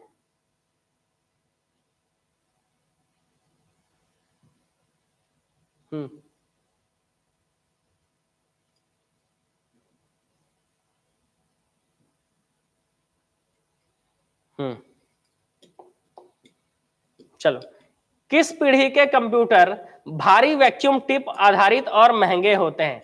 किस पीढ़ी के कंप्यूटर भारी वैक्यूम ट्यूब आधारित और महंगे होते हैं? ठीक है, तो कौन से पीढ़ी के कंप्यूटरों में वैक्यूम ट्यूब का प्रयोग किया जाता था, पूछा जा रहा है। ठीक है, तो वैक्यूम ट्यूब है ना, वैक्यूम ट्यूब कौन से पीढ़ी के कंप्यूटर में प्रयोग किया जाता था? तो 2-3 क्वेश्चन और मैं पूछूंगा। वैक्यूम ट्यूब के अलावा आपसे पूछा जा सकता है ट्रांजिस्टर, इसके अलावा इंटीग्रेटेड चिप, आईसी चिप पूछा जा सकता है आपसे। इसके अलावा माइक्रो प्रोसेसर पूछा जा सकता है आपसे। इन चारों का क्वेश्चन आपसे बनता है। फिलहाल तो निर्वात ट्यूब जो है, वैक्यूम ट्यूब जो है, ये पहली पीढ़ी के कंप्यूटर में प्रयोग किया जाता था। जो वैक्यूम ट्यूब है, निर्वात ट्यूब, ठीक है, वो पहली पीढ़ी के कंप्यूटर में प्रयोग किया जाता था। दूसरी पीढ़ी के कंप्यूटर में ट्रांजिस्टर का प्रयोग किया जाने लगा। तीसरी पीढ़ी के कंप्यूटर में आईसी चिप का प्रयोग किया जाने लगा। तो चौथी पीढ़ी के कंप्यूटर में माइक्रो प्रोसेसर का प्रयोग किया जाने लगा। ठीक है, तो ये चार याद रखना। पांचवा भी ULSI, पांचवी पीढ़ी में अल्ट्रा लार्ज स्केल इंटीग्रेशन, इसका प्रयोग किया जाने लग गया। ठीक है, और पांचवी पीढ़ी के कंप्यूटरों में इंटरनेट का विकास कर लिया गया। ठीक, तो ये चारों पांचों याद रखना है। पांचवा भी याद रखना है। ठीक है, ultra large scale integration, ULSI। अगला क्वेश्चन, चार्ल्स बेबेज द्वारा डिजाइन किया गया पहला यांत्रिक कंप्यूटर किस नाम से जाना जाता है? ठीक है, चार्ल्स बेबेज द्वारा तैयार किया गया पहला यांत्रिक कंप्यूटर किस नाम से जाना जाता है? तो चार्ल्स बेबेज ने सबसे पहले डिफरेंस इंजन बनाया था। क्या बनाया था जी? Difference engine. ठीक है, डिफरेंस इंजन चार्ल्स बेबेज ने सबसे पहले बनाया था आपका डिफरेंस इंजन। कब बनाया था जी? तो 1822 में।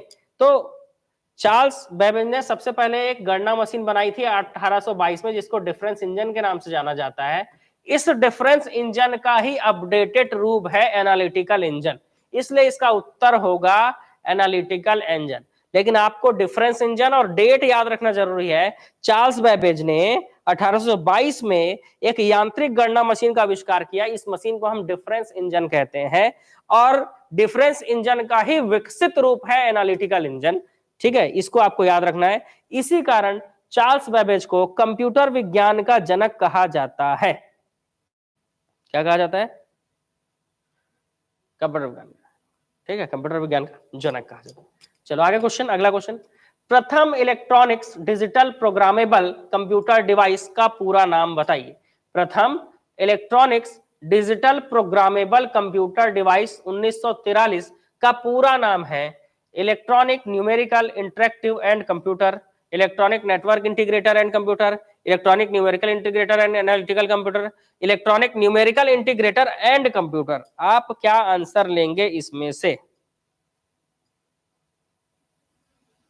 पता है ये जो क्वेश्चन पूछा है ना, ये क्वेश्चन इतना इंपॉर्टेंट है, कई बार पूछता है इस क्वेश्चन, कई बार, क्योंकि पहला इलेक्ट्रॉनिक कंप्यूटर जिसका नाम है ENIAC, इसको कई तरीके से पूछेगा आपको। ये पहला इलेक्ट्रॉनिक कंप्यूटर है, इसी को कई तरह से पूछेगा, इसी को फिर पूछ रहा है। तो आप देखो ENIAC इसी में मैच कर रहा है, electronic numerical integrator and numerical, है ना, यानी इंटीग्रेटर एंड कंप्यूटर। ठीक है, electronic numerical integrator and computer, ENIAC। इसको कई तरीके से पूछेगा आपको। पहला इलेक्ट्रॉनिक कंप्यूटर बिल्कुल दिमाग में सेट कर लेना, बहुत सारे तरीकों से पूछता है इसको, ENIAC को। आगे बहुत सारा आएगा क्वेश्चन, दुनिया के पहले इलेक्ट्रॉनिक डिजिटल कंप्यूटर का नाम बताइए। देखिए अब इसमें ENIAC लिखा है क्या कहीं, लेकिन हमको बनाना पड़ेगा। ठीक है, ये देखो UNIVAC,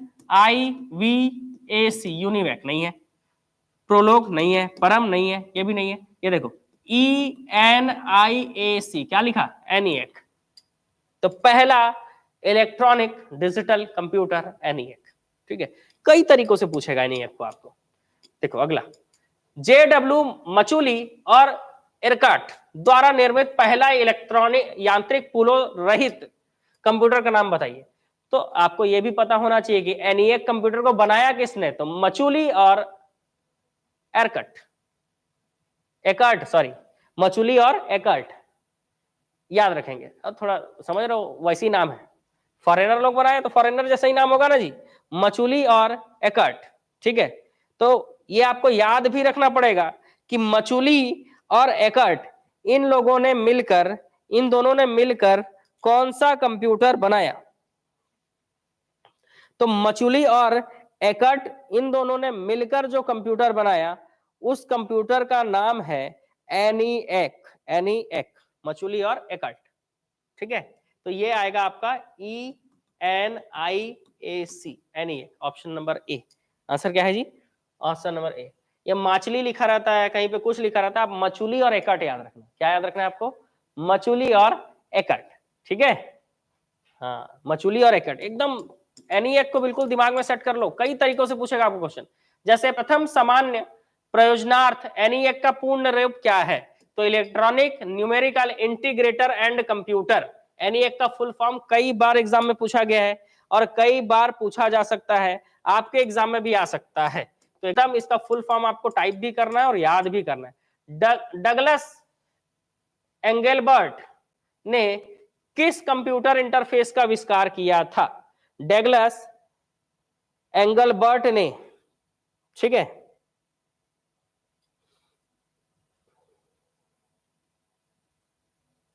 ठीक है। इसके अलावा मैं आपसे पूछूंगा compact disc, USB, mobile phone, 3-4 पर आपसे पूछूंगा, अभी बताते जाओ किसने किसका आविष्कार किया। मोबाइल फोन का आविष्कार किसने किया? यूएसबी का आविष्कार किसने किया? डिजिटल कॉम्पैक्ट डिस्क का आविष्कार किसने किया?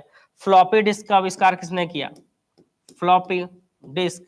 इसके अलावा मैं आपसे एक क्वेश्चन और पूछूंगा, वो है डायनेमिक रैम का आविष्कार किसने किया? Dynamic RAM.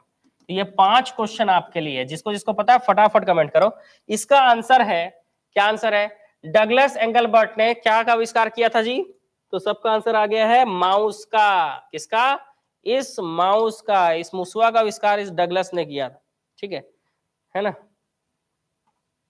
तो डगलस एंगलबर्ट, ठीक है, हाँ।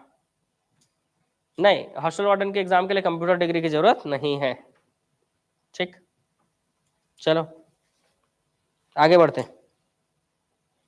मतलब पिछले बार नोटिफिकेशन आया था तो उसमें तो नहीं बोला था, ठीक है, तो इस बार भी नहीं रहेगा। ठीक, चलो सबसे पहले CD, digital compact, James Russell, ठीक है। यूएसबी के खोजकर्ता है अजय भट्ट। यूएसबी के खोजकर्ता अजय भट्ट। यूएसबी का फुल फॉर्म बताओ जी। यूएसबी का फुल फॉर्म यूनिवर्सल सीरियल बस। ठीक है। मोबाइल फोन के खोजकर्ता मार्टिन कूफर।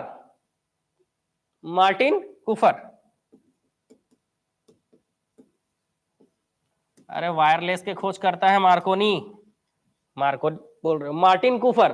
फ्लॉपी डिस्क के खोजकर्ता कौन है? तो एलान सुगाट। फ्लॉपी डिस्क सुगाट ने खोजा है। और रैम को खोजा है आपके डेनार्ड ने। डेनार्ड। तो सीडी के खोजकर्ता James Russell, USB Ajay Bhatt, mobile phone Martin Kupffer, है ना?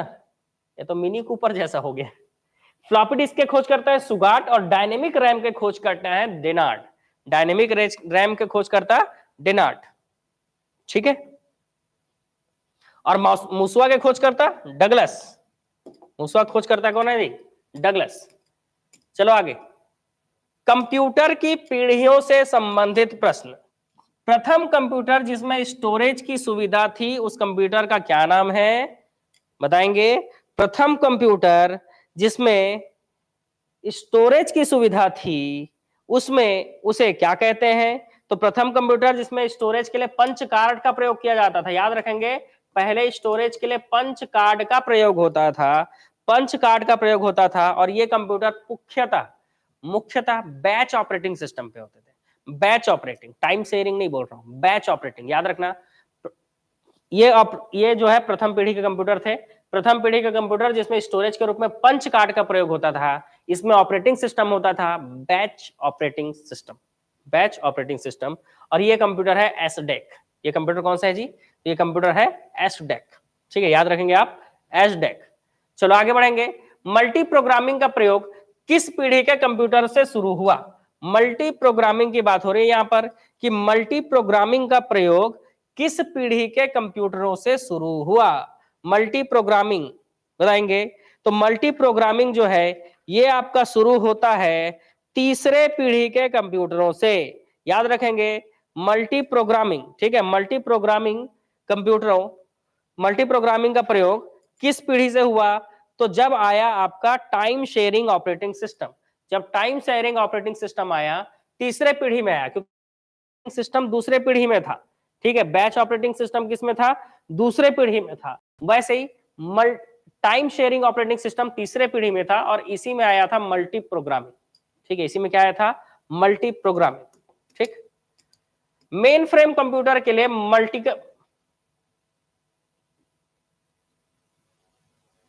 मल्टिक्स ऑपरेटिंग सिस्टम कहां बनाया गया?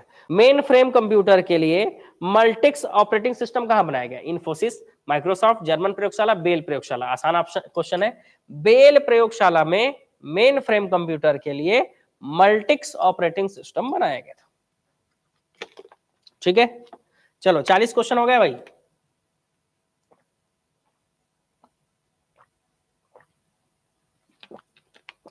चालीस क्वेश्चन में मन नहीं भरेगा लग रहा है कि मन भर गया जी? 40 क्वेश्चन में बताइए, हो गया 40 क्वेश्चन?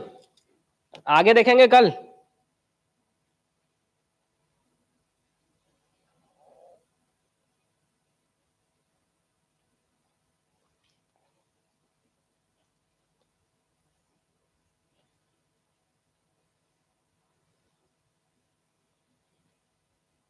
कंप्लीट करेंगे 100? अच्छा, आज के लिए इतना सफिशिएंट है बोल रहे हो आप लोग, तो बताओ। बाल विकास, ठीक है, बाल विकास भी पढ़ाएंगे, काय चिंता कर रहे हो? बिल्कुल बाल विकास पढ़ाएंगे, अभी कराएंगे कंप्लीट, है ना। चलो 50 तक जाते हैं पहले। नेक्स्ट क्वेश्चन, बेसिक भाषा में वेरिएबल कितने प्रकार के होते हैं? तो बेसिक भाषा में वेरिएबल 2 प्रकार के होते हैं, ठीक है, आंकिक और स्ट्रॉन्ग। बेसिक भाषा का विकास 1964 में प्रोफेसर कैमेनी और कुल्टज ने किया था, ठीक है। बेसिक भाषा का विकास 1964 में, कि बेसिक भाषा का विकास 1964 में किसने किया था जी? कैमेनी और कुल्टज ने किया था। चलो आगे बढ़ेंगे। पीसी किस श्रेणी के कंप्यूटर से संबंधित है?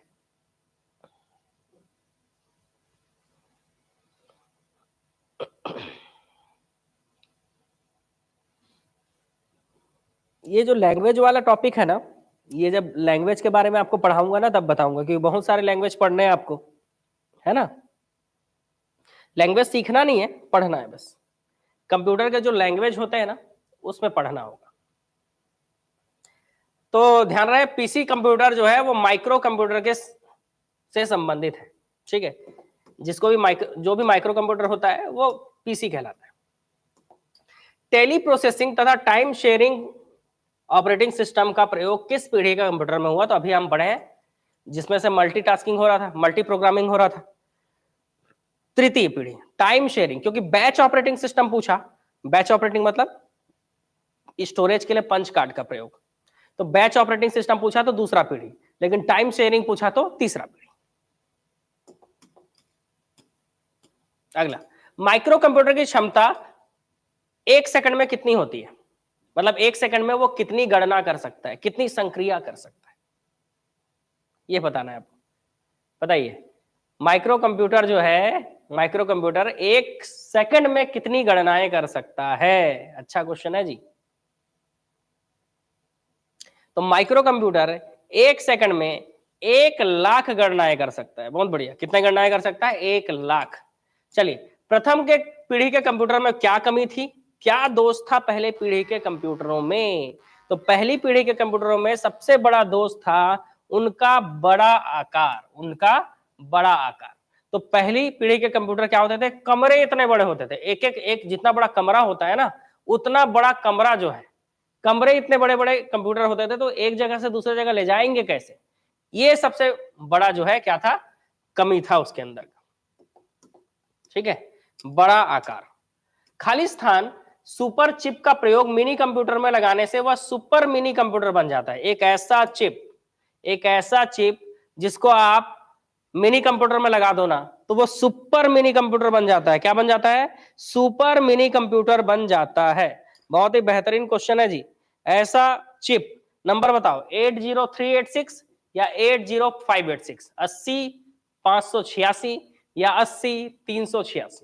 बहुत बढ़िया, एकता कर्स, बिल्कुल सही आंसर है 80 386, 80 386, 80386। बहुत बढ़िया, 80 386 याद रखना। सर्वप्रथम पंचकाट का प्रयोग किसने किया था? Blaise Pascal, Harvard Aiken, John Mauchly, Joseph Marie. तो सबसे पहले पंचकाट का प्रयोग किसने किया था पूछा जा रहा है। क्यों? अच्छा, पंचकाट का आविष्कार किसने किया ये भी बता दो। प्रयोग किसने किया वो तो आप बताओगे ही, वो तो इन चारों ऑप्शन में आपको आंसर लेना ही है। पंचकाट का आविष्कार किसने किया था?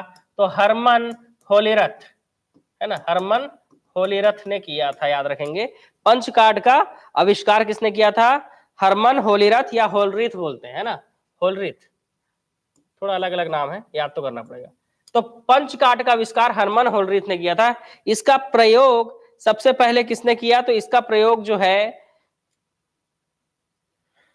चार्ल्स बेबेज के बनाए गए एनालिटिकल इंजन में इसका प्रयोग किया गया था।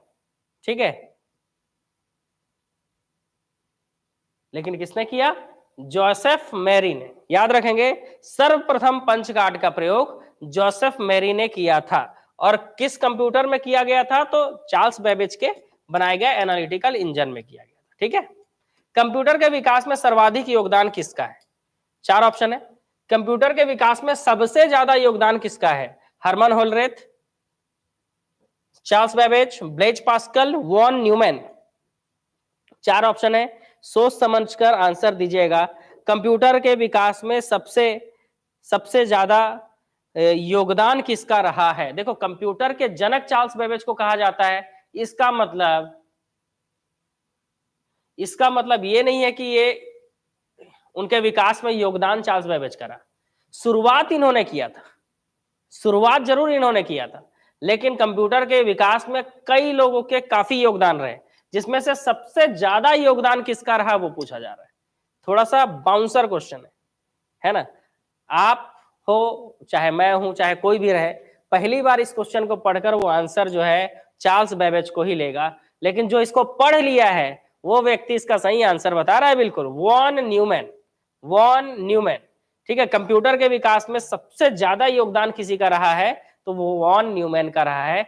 आप भी याद कर लेना, चार्ल्स बेबेज कंप्यूटर के जनक कहलाते हैं, लेकिन कंप्यूटर के विकास में सर्वाधिक योगदान वॉन न्यूमैन का रहा है। ठीक है, खतरनाक क्वेश्चन है ना, तभी तो आप जुड़े हो, है ना। आपने हमारा चैनल सब्सक्राइब क्यों किया है? ताकि इसी तरह के जो है आपको खतरनाक क्वेश्चन से हम अवगत कराते रहें, क्योंकि इसी तरह के खतरनाक क्वेश्चन आपको एग्जाम में भी देखने को मिलते हैं। इसीलिए तो फिर आप देखते हो, जब भी कोई एग्जाम होता है तो हमारे द्वारा पढ़ाए गए क्वेश्चन, कितने सारे क्वेश्चन पढ़ते हैं, फंसते हैं। ठीक है, समझ रहे हो? चलो आगे बढ़े। प्रथम अंकीय कंप्यूटर के ब्लूप्रिंट के विकास में सर्वाधिक योगदान किसका है? प्रथम अंकीय कंप्यूटर, है ना, प्रथम अंकीय कंप्यूटर के ब्लूप्रिंट के विकास में सर्वाधिक योगदान किसका है?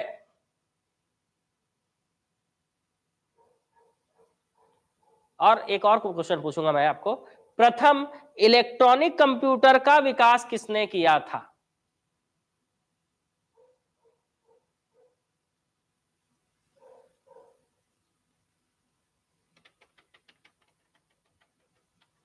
तो याद रखना, इसका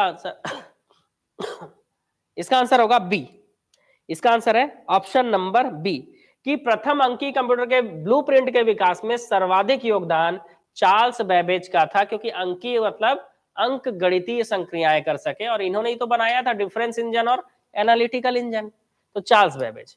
ठीक है, ये याद रखना है। लेकिन पहला इलेक्ट्रॉनिक कंप्यूटर जो है, इसके विकास में, इसका विकास जो है वो एलन ट्यूरिंग ने किया था, एलन ट्यूरिंग। ठीक है, एलन ट्यूरिंग, बहुत बढ़िया। First electronic computer Alan Turing, सही आंसर है आपका। इंटीग्रेटेड सर्किट चिप का विकास किसने किया? अच्छा क्वेश्चन है कि आईसी चिप का विकास किन्होंने मिलकर आईसी चिप को बनाया? क्वेश्चन आपसे पूछा जा रहा है कि कौन कौन है जिन्होंने मिलकर आईसी चिप को बनाया जी, बता दो। आईसी चिप को बनाने वाले लोग, ठीक है, जैसे ट्रांजिस्टर को वार्डिन, साकले और ब्रेटन ने मिलकर बनाया, वैसे ही आईसी चिप ट्रांजिस्टर को 1947 में वार्डिन, साकले और ब्रेटन 3 लोगों ने मिलकर बनाया। वैसे ही इंटीग्रेटेड सर्किट चिप या आईसी चिप को 1958 में किसने बनाया? आईसी चिप जान रहे हो सिलिकॉन या जर्मेनियम से बना होता है, ठीक है, इसको किसने बनाया? इसके खोजकर्ता, इसका विकास किसने किया? तो विकास किया है किल्बी और नोई ने, किल्बी और नोई ने, इसलिए आंसर आपको लेना होगा किल्बी। देखो पूरा पूरा नाम तो याद नहीं रख सकते, ठीक है, तो सीधा सीधा आपको क्या याद रखना है? किल्बी। देखो जैसे आपसे इंटीग्रेटेड चिप के लिए पूछा गया ना, वैसे ही आपसे पूछा जा सकता है ट्रांजिस्टर के लिए। ट्रांजिस्टर 1947 में वार्डिन, है ना, वार्डिन, साकले, ब्रेटन, वार्डिन, साकले और ब्रेटन 3 लोगों ने मिलकर बनाया। इंटीग्रेटेड चिप को 2 लोगों ने, किल्बी और नोई, किल्बी और नोई 1958, ठीक है। ट्रांजिस्टर 1947 में बना और आईसी चिप जो है वो 1958 में बना, ठीक है। 1947 में ट्रांजिस्टर, वार्डिन, साकले, ब्रेटन, आईसी चिप 1958 में किल्बी और नोई, किल्बी और नोई, ठीक है, याद रखेंगे। तो यहां से आंसर मार दी है ना, किल्विस करके मत याद कर लेना, ठीक है, पता चला किल्विस करके आप याद रख लिए है ना। बचपन में देखते थे शक्तिमान, शक्तिमान, शक्तिमान 3 बार चलता था ना जी, ठीक। चुंबकीय डिस्क पर किस पदार्थ की परत होती है? तो चुंबकीय डिस्क पर या तो क्रोमियम डाइऑक्साइड होगा, जो कि इसमें तो है ही नहीं। चुंबकीय डिस्क पर या तो क्रोमियम डाइऑक्साइड होगा या तो होगा आयरन ऑक्साइड, या तो होगा क्रोमियम डाइऑक्साइड, नोट करना, या तो होगा क्रोमियम डाइऑक्साइड या तो होगा आयरन ऑक्साइड। तो चुंबकीय डिस्क किससे बनता है? या तो क्रोमियम ऑक्साइड या तो आयरन ऑक्साइड, ठीक है, क्रोमियम डाइऑक्साइड या आयरन ऑक्साइड, ठीक है। इसकी कैपेसिटी निकालने के लिए कुछ नहीं करना होता, डेटा का डेंसिटी आपको बाइट पर इंच इनटू टेप की लंबाई, इससे निकलता है। सर्वाधिक शक्तिशाली कंप्यूटर कौन होता है? आसान क्वेश्चन, सुपर कंप्यूटर। सर्वाधिक शक्तिशाली क्वेश्चन, सुपर कंप्यूटर। भारतीय सुपर कंप्यूटर परम 1000 का उदय कब हुआ? तो आप जान रहे हो भारतीय सुपर कंप्यूटर परम 1000, इसका उदय 1998 में हुआ था। कब हुआ था जी? तो भारतीय सुपर कंप्यूटर परम 1000 नहीं 10,000 है, परम 10,000, इसको कब बनाया गया था? तो इसको बनाया गया था आपका 1998 में। तो बताओ भाई कितने लोगों का बर्थ डेट 1998 है? तो आप लोग परम 10,000 ऐसा याद रख लेना भाई कि उसी साल जो है परम 10,000 को जो है बनाया जा रहा था। 1998 वालों 1998 परम 10,000, परम युवा को 2008 में बनाया गया है, ठीक है, परम पद्म को 2003 में, ऐसे याद रख लो, परम पद्म, परम पद्म 2003 में बनाया गया। परम युवा को बनाया गया 2008, परम युवा 2, परम युवा 2 को बनाया गया 2013, ऐसे आपको याद रख लेना। वैसे ही परम 10,000 ये हो जाएगा आपका 1998। मेरा बर्थडे है 98 में, अच्छा मैं तो सन 2000 का हूं जी, ये तो मेरे पैदा होने से 2 साल पहले ही बन गया था, तो मेरा तो सन 2000 है। और आपका?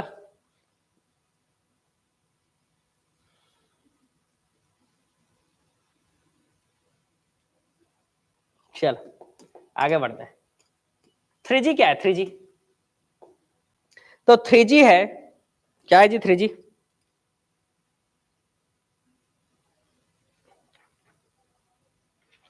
थ्री जी जो है वो मोबाइल की तीसरी पीढ़ी है। सेम, अच्छा आपका भी, आप भी सन 2000 के हो, अच्छा मेरे जैसे। और बुजुर्ग लोग, अच्छा हाँ ये आ गए 1998 वाले, हाँ अरे बहुत बढ़िया। चलो, तो 3G जो है मोबाइल की तीसरी पीढ़ी है। अच्छा क्वेश्चन। अगला, भारत का सुपर कंप्यूटर परम कहाँ स्थित है? तो परम को किसने बनाया है? तो परम को बनाया है CDAC Pune, CDAC, centre for development of advance computing, CDAC, CDAC Pune, यहीं पर है परम। ठीक है, भारत का सुपर कंप्यूटर परम कहाँ है भाई? तो पुणे। ठीक है, परम सिवाय कंप्यूटर को कहाँ लगाया गया है? तो वो लगाया गया आईआईटी बीएचयू, है ना, आईआईटी बीएचयू में। प्रत्यूष सुपर कंप्यूटर को कहां लगाया गया है? तो भारतीय मौसम विज्ञान संस्थान पुणे को दिया गया है। प्रत्यूष सुपर कंप्यूटर पूछ ले, प्रत्यूष सुपर कंप्यूटर भारतीय मौसम विज्ञान संस्थान पुणे को दिया गया, याद रखिएगा। अच्छा, सुपर कंप्यूटर के जनक किसको कहते हैं? विजय भाटकर। ठीक है, विजय भाटकर। अगला क्वेश्चन, खालिस्तान एक माइक्रो प्रोसेसर आधारित कंप्यूटर डिवाइस है, मतलब इसमें से कौन सा एक माइक्रो प्रोसेसर आधारित कंप्यूटर डिवाइस है? तो माइक्रो प्रोसेसर का जब आविष्कार हुआ ना जी, माइक्रो प्रोसेसर, तभी तो जाकर ये पॉसिबल हो पाया कि इंसान कंप्यूटर को क्या कर सकता है, एक जगह से दूसरे जगह आसानी से ले जा सकता है अपने बैग में भर के। और माइक्रो प्रोसेसर का आविष्कार 1971 में हुआ था। ठीक है, और 1971 के बाद से ही पर्सनल कंप्यूटर बनने लगे, इसी को तो बोलते हैं पर्सनल कंप्यूटर। ठीक है, पीसी, पर्सनल कंप्यूटर। ठीक है, तो ये होता है क्या? Personal computer.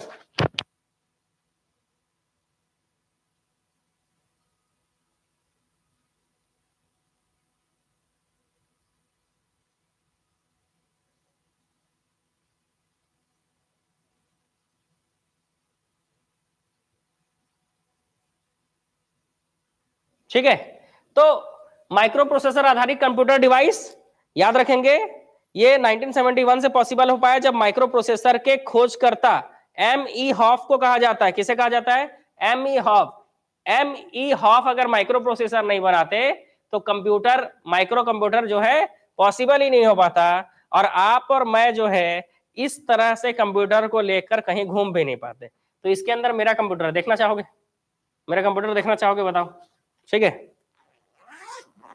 चलो भाई मैं आपको दिखाता हूँ मेरा जो कंप्यूटर है ना, एकदम फास्ट।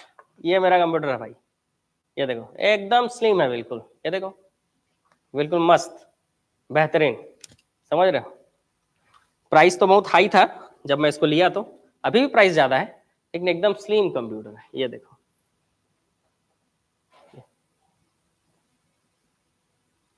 तो ये जो है ना, ये पर्सनल कंप्यूटर किस चीज से पॉसिबल हो पाया जी? तो ये पर्सनल कंप्यूटर पॉसिबल हो पाया आपका किससे? ठीक है, ये देखो भाई, तो ये जो आपके लिए कंटेंट बनाया जाता है ना, ये सब इसी में चेक होता है। ये एक कंप्यूटर के कारण ही सब पॉसिबल है, एकदम सिंपल है, आराम से उठा सकते हो। हाँ, पीसी, पर्सनल कंप्यूटर मतलब लैपटॉप। ठीक है, तो ये लैपटॉप एकदम स्लिम है, आप देखो यहाँ से आपको मोटाई दिख रहा होगा इसमें, एकदम स्लिम। ठीक है, और महंगा भी वैसे ही है भाई। नहीं, एप्पल नहीं है। क्या है ना, एप्पल जो है ना, वो मेरे को थोड़ा सा ऐसा लगता है कि वो सिर्फ नाम का है, बताए, क्योंकि हमारे जितने भी काम है वो विंडोज में ही होने हैं। ठीक है, किसमें? Windows operating system. देखो इसमें विंडोज ऑपरेटिंग सिस्टम है, विंडोज 11 है इसमें। ये देखो, ये टच स्क्रीन है जी। रुको थोड़ा सा ब्राइटनेस बढ़ाऊं तो दिखे आपको। ठीक है, ये क्या है ना, मेरा जो सिस्टम है ये बढ़िया टच स्क्रीन है। इस तरह से आप यहाँ से व्हाट्सअप ऑन कर सकते हो। ठीक है, ऐसा करके व्हाट्सअप क्लोज कर सकते हो। ठीक, ये माई कंप्यूटर, यहाँ से ऐसे माई कंप्यूटर आपने ऑन कर लिया, कुछ भी आप ऑन कर सकते हो, तो ऐसा टच स्क्रीन वाला है। ठीक है, तो ये जो है ना, ये मेरा जो कंप्यूटर है ऐसे घूम के ना ऐसा टैबलेट बन जाता है, बताए। देखो ये, तो इस तरह से आप यहाँ पे इस तरह से इसको ऐसे भी कर सकते हो, ऐसे करके चला सकते हो। देखो, तो ऐसे भी आपका चालू हो जाएगा। ठीक है, क्या देखना चाहोगे बताओ, है ना? इस तरह से आप चालू कर सकते हो। ऐसे इसको टैब भी बना लेते हैं हम लोग, ऐसे कैमरा चालू करोगे तो ऐसे कैमरा चालू हो जाएगा, देखो आप भी दिखने लगोगे। ठीक है, तो कैमरा भी चालू हो जाएगा, समझ गए? तो इस तरह से जो है मेरा कंप्यूटर बढ़िया घूम जाता है 360, और बढ़िया टच स्क्रीन है एकदम, टैब बिल्कुल। ठीक, तो ये बढ़िया स्लिम है एकदम। ठीक, तो ये जो है ना, ये पॉसिबल तभी हो पाया किससे? माइक्रो प्रोसेसर की वजह से। ठीक, चलो अभी जरूरत पड़ेगा दिखाऊंगा बीच बीच में। ठीक है, कुछ कुछ बटन वटन दिखाना पड़ता है ना। ठीक, प्राइस अब समझ लो यार, 1.5 पेटी का है। 1.5 पेटी मतलब समझ रहे हो? हाँ, तो जान छूट गया लेने में, पर बहुत फास्ट काम करता है, एकदम मस्त माइक्रो प्रोसेसर।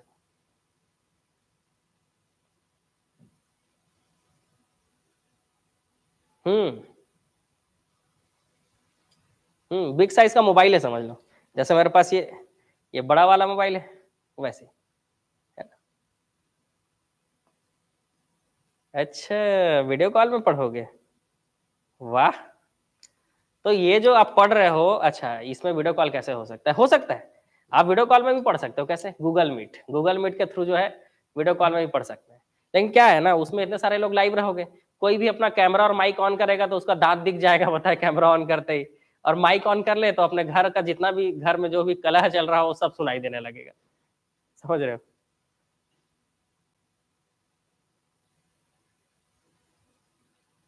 ठीक है,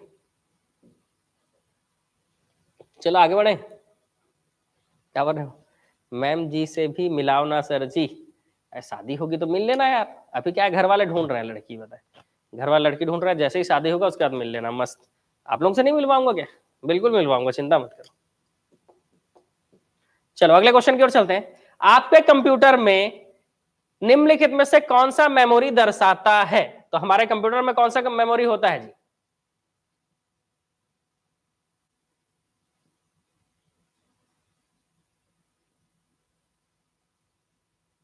ठीक है, आपके कंप्यूटर में निम्नलिखित में से कौन सा मेमोरी दर्शाता है? बताओ कौन सा मेमोरी होता है इसमें से? रैम, डीएसएल, यूएसबी, लैन। देखो आप जान रहे हो छात्रावास का फॉर्म बहुत जल्द भराना चालू हो जाएगा, छात्रावास अधीक्षक, ठीक है, हॉस्टल वार्डन का। तो हॉस्टल का जो भी ऑनलाइन कोर्स है, बताए, वो हमारे मोबाइल एप्लीकेशन में अवेलेबल है। ठीक है, मोबाइल एप्लीकेशन डाउनलोड करने के लिए आप क्या करोगे? मोबाइल एप्लीकेशन आप डाउनलोड करके वहां से आप कोर्स ज्वाइन करोगे। तो लाइव क्लासेस चालू हो गई है, 9 से 11 मॉर्निंग में रहेगी, और इवनिंग में 6 to 8, इवनिंग में 6 to 8 रहेगी। दो टाइम पे क्लासेस रहेगी, एक मॉर्निंग में और इवनिंग में। ठीक है, और इसके लिए जो है आपको एप्लीकेशन डाउनलोड करने के लिए ये हमारा कॉन्टैक्ट नंबर है, इस पर आप संपर्क कर सकते हैं, व्हाट्सएप कॉल जो चाहे वो भी कर सकते हैं। तो छात्रावास अधीक्षक जान रहे हो, अगर आपको छात्रावास अधीक्षक बनना है तो सीधी सी बात है, आपको जो है तैयारी मजबूत रखनी होगी, और तैयारी मजबूत रखने के लिए आपको ऑनलाइन कोर्स की जरूरत पड़ेगी। क्योंकि हम जो एमसीक्यू बना रहे हैं, तो एमसीक्यू तो हम बना रहे हैं, इससे आपका 50% तो कवर हो जा रहा है, लेकिन कुछ चीजें ऐसी हैं, क्योंकि एमसीक्यू में हर चीज कवर हो नहीं सकता, तो आपको थ्योरी क्लासेस अटेंड करके नोट्स भी बनाना पड़ेगा, ताकि आप क्या कर सको? रिवाइज कर सको। ठीक है, क्योंकि एग्जाम के दिन आप एमसीक्यू थोड़े ना पढ़ के जाओगे। एग्जाम के एक सप्ताह पहले तो आप सिर्फ और सिर्फ अपने थ्योरी जो पढ़े हो या थ्योरी नोट्स जो आप बनाए हो उसको रिवाइज करोगे। ठीक है, क्योंकि मैक्सिमम आपके साथ भी ऐसा हुआ होगा कि एग्जाम के टाइम पे हम क्या करें? हम हड़बड़ा जाते हैं। बताएं क्यों हड़बड़ा जाते हैं? क्योंकि हमने नोट्स नहीं बनाया होगा। इसीलिए नोट्स बनाने के लिए, ठीक है, नोट्स बनाने के लिए बढ़िया ऑनलाइन लाइव अगर ज्वाइन कर सकते हो तो लाइव, नहीं तो रिकॉर्डेड वीडियो के माध्यम से आप क्या करो? अपना बढ़िया नोट्स बनाइए, ताकि एग्जाम के पहले आप क्या कर सको? रिवीजन करने के लिए आपके पास कंटेंट हो। क्योंकि आप जब तक लिखोगे नहीं तब तक आपको याद होगा कैसे? और जब तक याद होगा नहीं तो भूलोगे कैसे? तो थोड़ा बहुत जो भूलोगे वो रिवीजन में कवर हो जाता है जी। ठीक है, हाँ, क्लियर?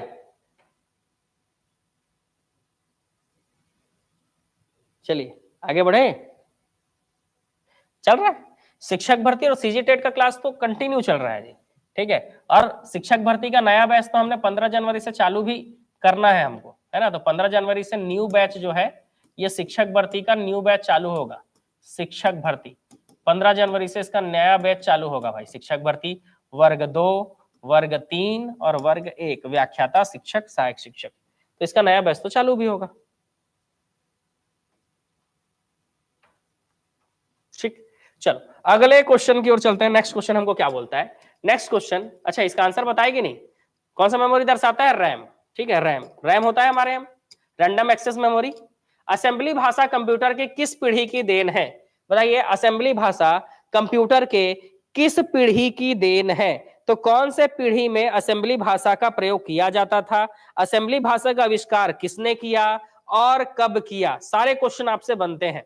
ठीक है, तो मैं आपको बता दूं, असेंबली भाषा का आविष्कार 1952 में ग्रेस हॉपर ने किया। छाप लेना भाई, नहीं पता होगा तो।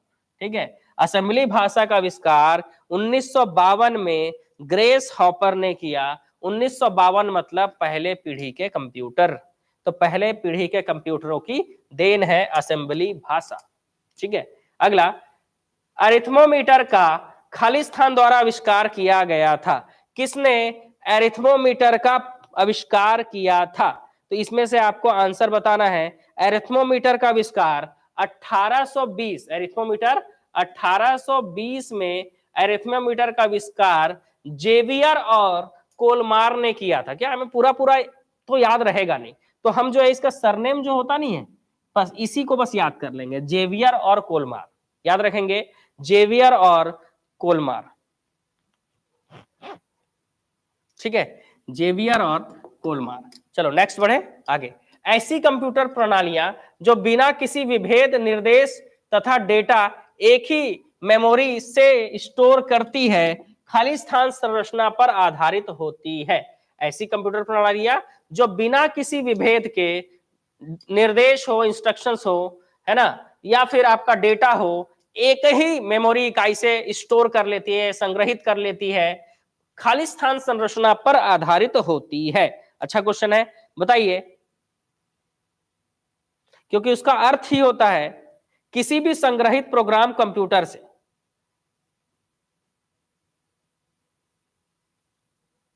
ठीक है, हाँ, बताइए क्या होगा इसका आंसर?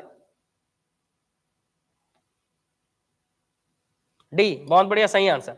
वॉन न्यूमैन संरचना पर आधारित होते हैं। किस संरचना पर आधारित होते हैं? वॉन न्यूमैन संरचना पर आधारित होते हैं। निम्नलिखित में से कौन सी भारतीय वैज्ञानिकों द्वारा विकसित सुपर कंप्यूटर परम की श्रृंखला नहीं है? इसमें से कौन सा नहीं है जी? तो परम 8000 आपने सुना है, परम शिवाय, परम पद्म, परम ब्रह्म आपने सुना है, परम 8600 आपने सुना है, लेकिन परम मित्र आपने नहीं सुना है। तो ये जो है ये नहीं है, याद रखेंगे। परम मित्र ये किसी भी प्रकार से इसको विकसित नहीं किया गया है। ठीक है, अब एक चीज याद रखेंगे, जो परम सिद्धि सुपर कंप्यूटर है उसको विश्व के 500 सुपर कंप्यूटरों में 63वां स्थान मिला है। कौन सा स्थान मिला है? 63वां। ठीक है, चलो नेक्स्ट क्वेश्चन। निम्न में से कौन सा एक प्रकार का पर्सनल कंप्यूटर नहीं है? तो लैपटॉप, डेस्कटॉप, पाम टॉप, ये सब पर्सनल कंप्यूटर है, लेकिन मेन फ्रेम कंप्यूटर जान रहे हो थोड़ा बड़ा होता है, इसलिए मेन फ्रेम कंप्यूटर एक प्रकार का पर्सनल कंप्यूटर नहीं है। ठीक है, मेन फ्रेम कंप्यूटर एक प्रकार का पर्सनल कंप्यूटर नहीं है, क्योंकि मेन फ्रेम कंप्यूटर का उपयोग बड़े बड़े कंपनियों में, बैंक में, रेलवे आरक्षण में, रक्षा मतलब रक्षा अनुसंधान में या अंतरिक्ष विज्ञान में प्रयोग किया जाता है। तो ये थोड़े बड़े आकार के कंप्यूटर होते हैं, इसलिए मेन फ्रेम कंप्यूटर जो है ये पर्सनल कंप्यूटर नहीं हो सकते। पर्सनल कंप्यूटर मैंने आपको दिखाया ना जी, तो ऐसे ऐसे कंप्यूटर को पर्सनल कंप्यूटर कहते हैं। ठीक है, और इसमें डेटा स्टोरेज जो है वो बहुत ज्यादा होता है। डेटा मेन फ्रेम कंप्यूटर की खासियत है ये कि इसमें डेटा स्टोरेज बहुत ज्यादा होता है, मेन फ्रेम कंप्यूटर की खासियत है, और साइज में भी बड़े होते हैं। तो पर्सनल कैसे हुआ?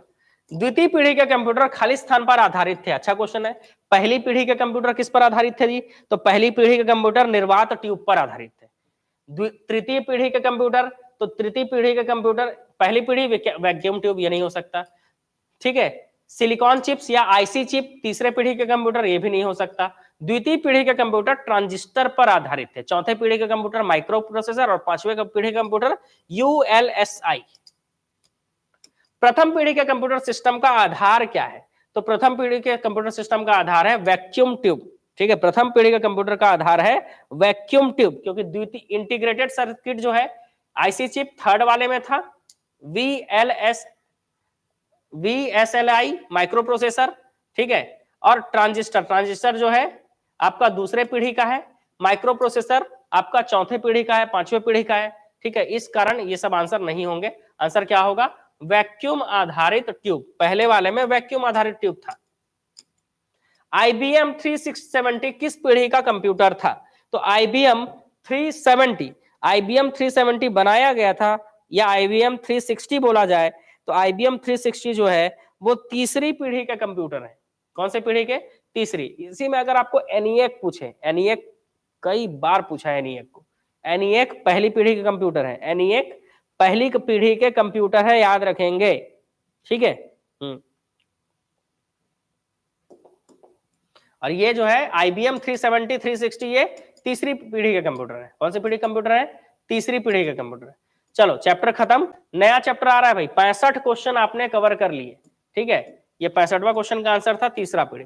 65 क्वेश्चन आपने कवर कर लिए। 100 क्वेश्चनों की श्रृंखला में सिर्फ 35 क्वेश्चन और बचे हैं। तो आप बताओ ये 35 क्वेश्चन हम कवर कर लें? क्या बोलते हो ऑनलाइन वालों? मार ले 35 क्वेश्चन कंप्लीट बिल्कुल?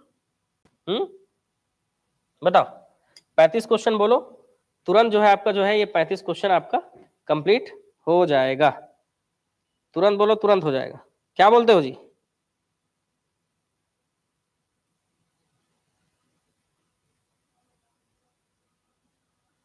जैसे ही बोलोगे 35 क्वेश्चन कंप्लीट हो जाएगा।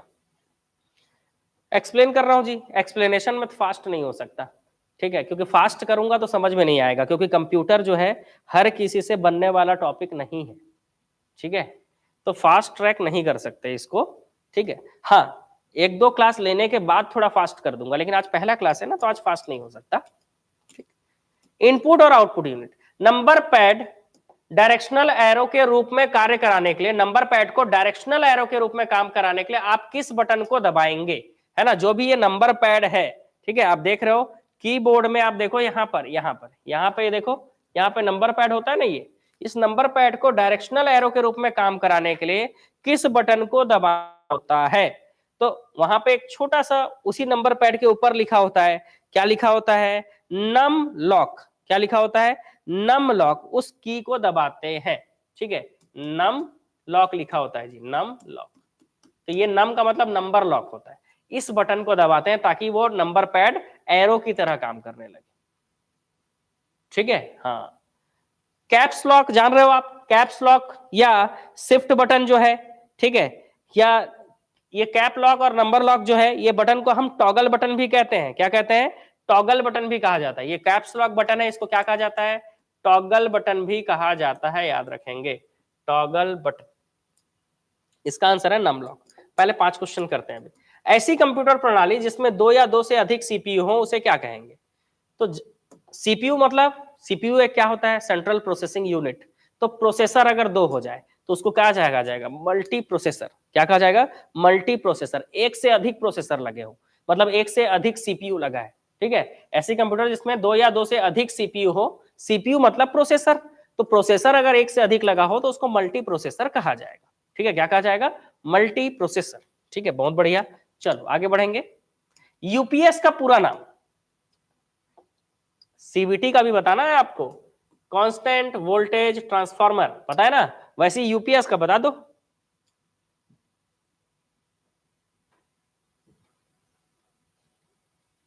यूपीएस अनइंटरप्टेड पावर सप्लाई, ठीक है। यूपीएस फुल फॉर्म सही है, अनइंटरप्टेड पावर सप्लाई। ये क्या करता है? कंप्यूटर को, यूपीएस का काम क्या है? तो यूपीएस का काम है शॉर्ट सर्किट से सुरक्षा देना कंप्यूटर को। याद करो, है ना, समझो इस चीज को। यूपीएस का काम है कंप्यूटर को शॉर्ट सर्किट से सुरक्षा देना, कंप्यूटर को शॉर्ट सर्किट से सुरक्षा देना, ये यूपीएस का काम होता है, ठीक है। अस्थिर सोर्स से बिजली को नियंत्रित करना, कुछ त्रुटि स्थितियों पर अलार्म देना, ये सब काम होता है यूपीएस का, ठीक है। नेक्स्ट अगला क्वेश्चन है हमारा, अगला क्वेश्चन है कि बताइए ब्लू रे डिस्क क्या है? ब्लू रे डिस्क क्या है? तो आप जान रहे हो आजकल ब्लू रे डिस्क का ज्यादा प्रयोग हो रहा है, किस चीज के लिए? तो पहले क्या होता था ना, स्टोरेज डिवाइस के लिए क्या आता था? आपका हार्ड डिस्क आता था, उसमें एक सीडी लगा होता था, ऐसे ऐसे गोल गोल घूमता था, जो तब स्टोरेज डिवाइस काम करता था। लेकिन अब उसके जगह पे ब्लू रे डिस्क का प्रयोग किया जा रहा है, जो कि एक स्टोरेज डिवाइस है, जो कि एक क्या स्टोरेज डिवाइस है, और किरणों के माध्यम से फाइल डॉक्यूमेंट को सेव किया जाता है, ठीक है। और अब हार्ड डिस्क अपडेट हो गया है सॉलिड स्टेट ड्राइव में, एसएसडी में। तो जो हार्ड डिस्क, पहले हार्ड डिस्क स्टोरेज डिवाइस थे, अब वो एसएसडी में कन्वर्ट होते जा रहा है। हालांकि एसएसडी महंगे होते हैं, ठीक है, हार्ड डिस्क सस्ते होते हैं, पर हार्ड डिस्क जल्दी खराब भी हो जाता है। ओसीआर का फुल फॉर्म निम्नलिखित में से कौन सा है? हार्ड डिस्क में वायरस भी जल्दी आ जाता है। ओसीआर का फुल फॉर्म बताइए, ओसीआर, यहां पर आपसे पूछा जा रहा है OCR का फुल फॉर्म बताइए, बताओ जी, OCR का फुल फॉर्म क्या होगा? ठीक है, तो OCR का फुल फॉर्म होगा आपका ऑप्टिकल कैरेक्टर रिकॉग्निशन। जैसे आपने MICR का फुल फॉर्म पढ़ा था ना कुछ देर पहले, magnetic ink character recognition. MICR का मैग्नेटिक इंक कैरेक्टर रिकॉग्निशन, वैसी OCR का फुल फॉर्म जो है वो क्या होता है? Optical character recognition. इसके बहुत सारे प्रकार होते हैं जी, lab scanner, page scanner, document scanner, ये OCR स्कैनर के प्रकार होते हैं। Lab scanner, document scanner, page scanner, optical mark scanner, बहुत सारे प्रकार होते हैं ये OCR के। ठीक है, चलो अगला, निम्नलिखित में से कौन सी मेमोरी डिवाइस है? इसमें से कौन सा मेमोरी डिवाइस है? तो आप जान रहे हो, प्रिंटर तो है नहीं, बिट है नहीं, डिवाइस पूछा है, डिवाइस। CRO नहीं है तो क्या है आपका? Floppy disk. फ्लॉपी डिस्क को पहले स्टोरेज डिवाइस के रूप में प्रयोग किया जाता था, लेकिन सॉरी मेमोरी डिवाइस के रूप में प्रयोग किया जाता था, लेकिन जान रहे हो फ्लॉपी डिस्क की मेमोरी बहुत कम होती है, इसीलिए अब ये प्रचलन से बाहर हो गए। लेकिन शुरुआत में फ्लॉपी डिस्क बहुत ही चलन में था, है ना, फ्लॉपी डिस्क। चलो अगला आगे बढ़ेंगे। वह युक्ति जिसके द्वारा आंकड़ों को टेलीफोन के माध्यम से बाइनरी सिग्नलों की सहायता में भेजा जाता है, खाली स्थान कहते हैं। बताइए, वह युक्ति जिसके द्वारा आंकड़ों को टेलीफोन के माध्यम से बाइनरी सिग्नलों की सहायता में भेजा जाता है, उसे क्या कहते हैं? उसे क्या कहते हैं? उसका फुल फॉर्म भी बताना है आपको।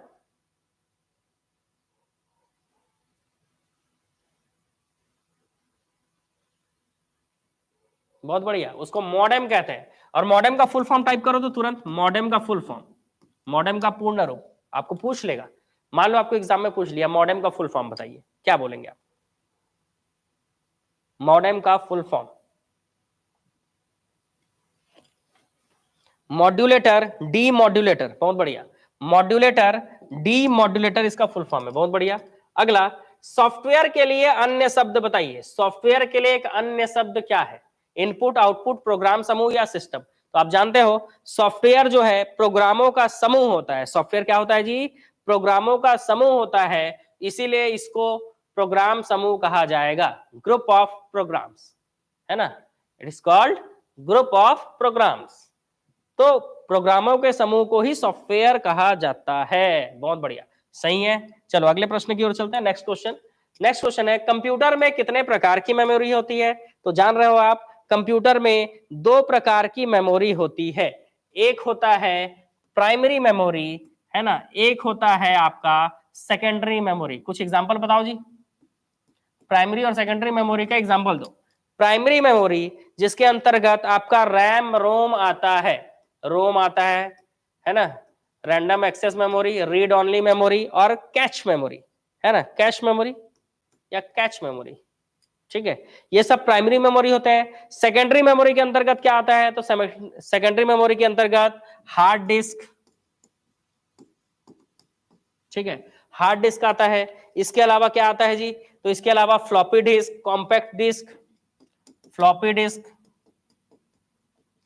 इसके अलावा कॉम्पैक्ट डिस्क, ये सब सेकेंडरी मेमोरी में आते हैं। प्राइमरी मेमोरी जो है उसके अंतर्गत रैम, रोम, कैश मेमोरी आता है। सेकेंडरी मेमोरी के अंतर्गत हार्ड डिस्क, फ्लॉपी डिस्क और कॉम्पैक्ट डिस्क आता है। इसलिए यहां पर आंसर क्या होगा? कंप्यूटर में कितने प्रकार की मेमोरी होती है? तो प्राइमरी और सेकेंडरी दो तरह के मेमोरी होते हैं। ठीक है, याद रहेगा। चलो अगले क्वेश्चन की ओर चलते हैं। कंप्यूटर के स्टोरेज डिवाइस है, इसमें से कौन सा कंप्यूटर का स्टोरेज डिवाइस है? ALU अर्थमेटिक लॉजिक यूनिट नहीं है, कंट्रोल का संकलन नहीं है, माउस कोई स्टोरेज डिवाइस नहीं होता। लेकिन रैम, अभी आपने पढ़ा, रैम जो है रैंडम एक्सेस मेमोरी जो है, ये एक प्रकार का प्राइमरी मेमोरी होता है। तो ये हुआ ना मेमोरी डिवाइस, बताओ होगा कि नहीं? बताओ, मेमोरी डिवाइस बिल्कुल होगा। चलो अगले क्वेश्चन की ओर चलते हैं। लॉजिकल गेट नहीं है, इसमें से कौन सा लॉजिकल गेट नहीं है? एंड, और, नॉट, नेट। तो एंड और नॉट, ये सब गेट आप पढ़े होंगे फिजिक्स में, 11th में पढ़ाया जाता है इसको फिजिक्स में, या 10th या 9th के सिलेबस में भी तो अब आ गया है। ठीक है, तो ये जो गेट पढ़े हो, लेकिन ये वाला गेट अभी आप कभी नहीं पढ़े होंगे। ठीक है, नेट, ऐसा कुछ नहीं पढ़े हो।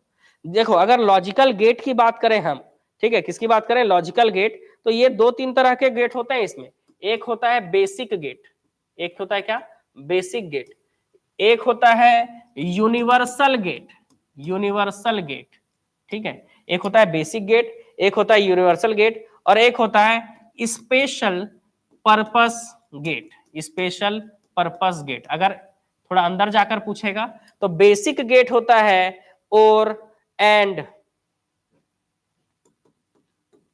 OR AND and NOT not, ये सब बेसिक गेट होता है।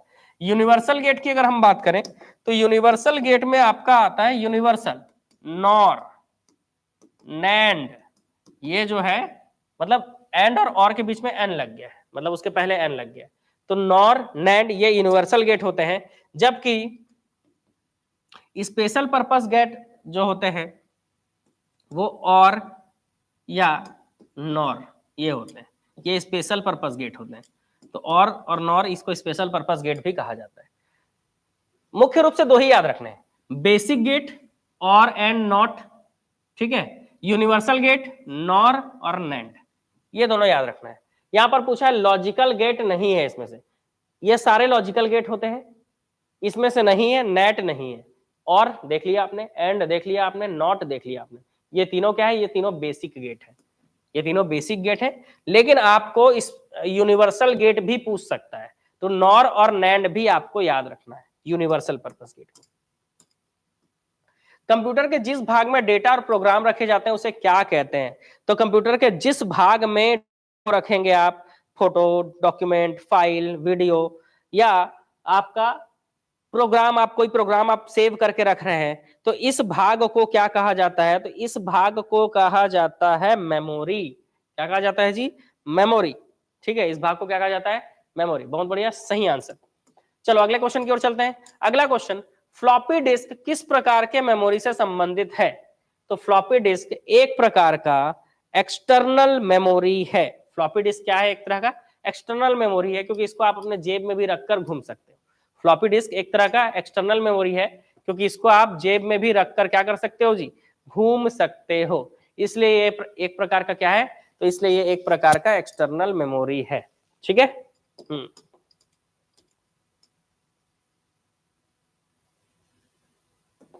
इनपुट, आउटपुट और प्रोसेसिंग डिवाइसों का एक साथ समूह बना दिया जाए तो वो किस चीज को दर्शाएगा, mobile device, information processing cycle, circuit board या कंप्यूटर सिस्टम, किस चीज को दिखाएगा। तो अगर आप इनपुट डिवाइस, आउटपुट डिवाइस और प्रोसेसिंग डिवाइस मतलब सीपीयू, इन तीनों को एक साथ मिला दो तो ये कहलाता है कंप्यूटर सिस्टम। ये क्या कहलाता है, कंप्यूटर सिस्टम, ठीक है। चलो हो गया आंसर, आगे बढ़ेंगे। डाटा कंप्यूटर में स्टोर होते हैं, डाटा जो है वो कंप्यूटर में स्टोर होते हैं, फाइल, डायरेक्टरी, फ्लॉपी या मैटर के रूप में। बताइए किस रूप में कंप्यूटर में स्टोर होते हैं। तो जो डेटा होते हैं वो कंप्यूटर में किस रूप में स्टोर होते हैं, तो डेटा जो है वो कंप्यूटर में फाइल के रूप में स्टोर होते हैं।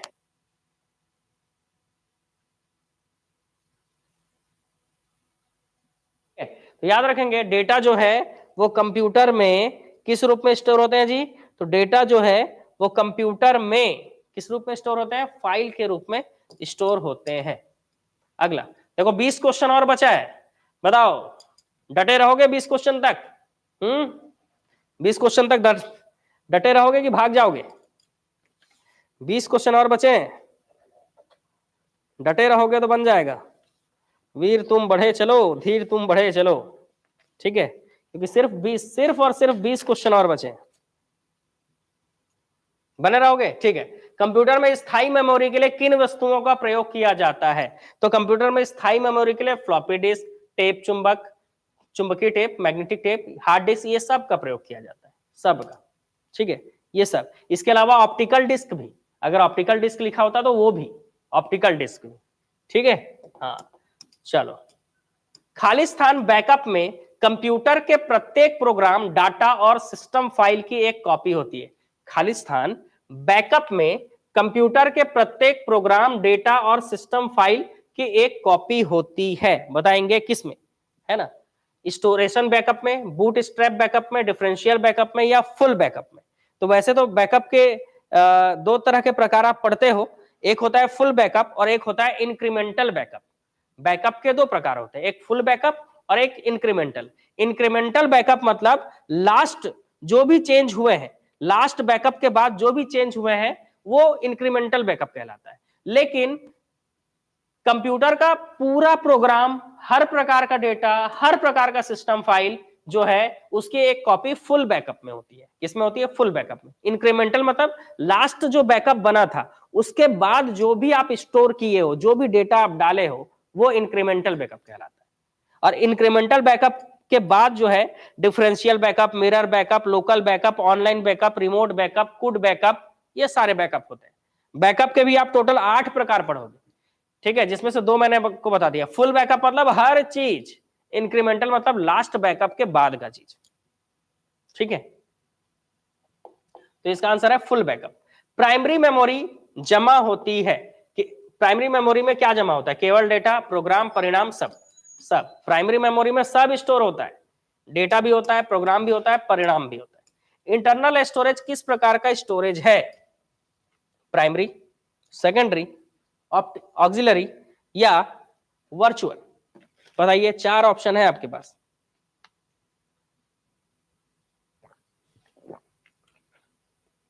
ऐसे ही बने रहोगा, बिल्कुल कंप्लीट होगा, है ना। आज 100 क्वेश्चन कंप्लीट मार देंगे हम लोग। चलो, तो इसका आंसर क्या होगा?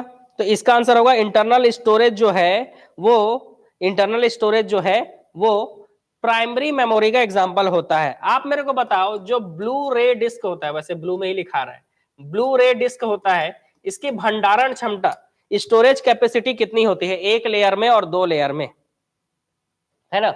इसकी स्टोरेज कैपेसिटी, इसकी भंडारण क्षमता, स्टोरेज कैपेसिटी, इसकी भंडारण क्षमता कितनी होती है? स्टोरेज कैपेसिटी कितनी होती है? 1 लेयर में, ठीक है, 1 लेयर और 2 लेयर में। लो तो बता दो जी। 1 लेयर और 2 लेयर में, बहुत बढ़िया। 1 लेयर में 25 GB होती है, जबकि 2 लेयर में 25 GB होती है, ठीक है। 1 सप्ताह के अंदर जो है पूरा कंप्यूटर का पीडीएफ, थ्योरी और ऑब्जेक्टिव का पीडीएफ और बुक, है ना। पीडीएफ के तो 100% चांसेस है कि प्रोवाइड करा देंगे, 90% चांसेस है कि बुक भी आपको प्रोवाइड करा दिया जाएगा, बुक, है ना, कंप्यूटर का। तो इंटरनल स्टोरेज किस प्रकार का स्टोरेज है भाई? तो इंटरनल स्टोरेज जो है प्राइमरी होता है, एक्सटर्नल वाला जो है वो सेकेंडरी होता है। चलो आगे, अगला question. Computer program high level programming language में लिखे जाते हैं, आप जान रहे हो, जो भी कंप्यूटर प्रोग्राम है वो हाई लेवल प्रोग्रामिंग लैंग्वेज में लिखे जाते हैं। तथापि प्रोग्राम के मानव पठनीय पाठ को क्या कहा जाता है? Cash, instruction set, source code या वर्ड साइज? तो एक इंसान पढ़ सके उसको क्या कहते हैं? तो उसको कहते हैं सोर्स कोड। बहुत बढ़िया, सही आंसर, जो भी पहले बताया आंसर बिल्कुल सही आंसर है। उसको सोर्स कोड कहा जाता है। उसको क्या कहा जाता है जी? तो उसको कहा जाता है आपका सोर्स कोड, ठीक है। उसको क्या कहा जाता है? सोर्स कोड कहा जाता है। चलो, क्या कहा जाता है? Source code. और ये प्रोग्रामिंग लैंग्वेज होता है, सोर्स कोड प्रोग्रामिंग भाषा को दिखाता है, ठीक है। प्रत्येक कंप्यूटर प्रोग्राम एक प्रोग्रामिंग भाषा में ही लिखा होता है, जैसे कि जावा, सी, सी प्लस प्लस, है ना, पर्ल, ऐसा। चलो आगे बात करते हैं अगले क्वेश्चन की ओर। अगला क्वेश्चन हमको क्या बोलता है? देखो, अगला क्वेश्चन हमको बोलता है कि निम्नलिखित में कंट्रोल यूनिट का फंक्शन कौन सा नहीं है? कंट्रोल यूनिट, है ना। रीड इंस्ट्रक्शंस मतलब इंस्ट्रक्शन को पढ़ता है कि नहीं? तो हाँ, कंट्रोल यूनिट क्या करता है? इंस्ट्रक्शंस को पढ़ता है, बहुत बढ़िया, ठीक। एग्जीक्यूट इंस्ट्रक्शंस, इंस्ट्रक्शंस को एग्जीक्यूट करता है कि नहीं? हाँ, बिल्कुल करता है। इंटरप्रेट इंस्ट्रक्शंस, तो हाँ, ये भी करता है, ठीक है। डायरेक्ट ऑपरेशनल, तो डायरेक्ट ऑपरेशन नहीं कर सकता। कोई भी कंट्रोल यूनिट है वो अपने आप डायरेक्ट ऑपरेशन नहीं करेगा जब तक आप उसको कमांड नहीं दोगे, ठीक है, जब तक उसको कमांड आप नहीं दोगे तो डायरेक्ट ऑपरेशन नहीं कर सकता, ठीक है। अब डॉक्टर भी डायरेक्ट ऑपरेशन कर सकता है क्या? जब तक आप बोलोगे नहीं मेरे को ऑपरेशन कराना है, समझ रहे हो? हाँ। कंप्यूटर की भौतिक स्मृति से संग्रहित परिणाम निकालने की प्रक्रिया को जाना जाता है। तो कंप्यूटर का जो फिजिकल मेमोरी होता है उससे स्टोर्ड प्रोग्राम को निकालने की प्रक्रिया को किससे जाना जाता है, पूछा जा रहा है आपको यहाँ पर। तो वो आउटपुट प्रोसेस, ये क्वेश्चन हम बना चुके हैं ना, आउटपुट प्रोसेस आप क्वेश्चन बना चुके हो, ठीक है। चलो सेम क्वेश्चन आ गया, तो मैं एक क्वेश्चन पूछूंगा इसी से कि बताइए जॉयस्टिक, जॉयस्टिक इनपुट डिवाइस है कि आउटपुट डिवाइस? जॉयस्टिक जो है वो इनपुट डिवाइस है कि आउटपुट डिवाइस है, आपको बताना है। बताइए जॉयस्टिक जो है वो इनपुट डिवाइस है कि आउटपुट डिवाइस है? इनपुट डिवाइस है, बहुत बढ़िया। चलो कंप्यूटर के संदर्भ में ट्रैक बॉल कैसा डिवाइस है? कंप्यूटर के संदर्भ में ट्रैक बॉल कैसा डिवाइस है पूछ रहा है आपसे। बताइए ट्रैक बॉल किस तरह का डिवाइस होगा?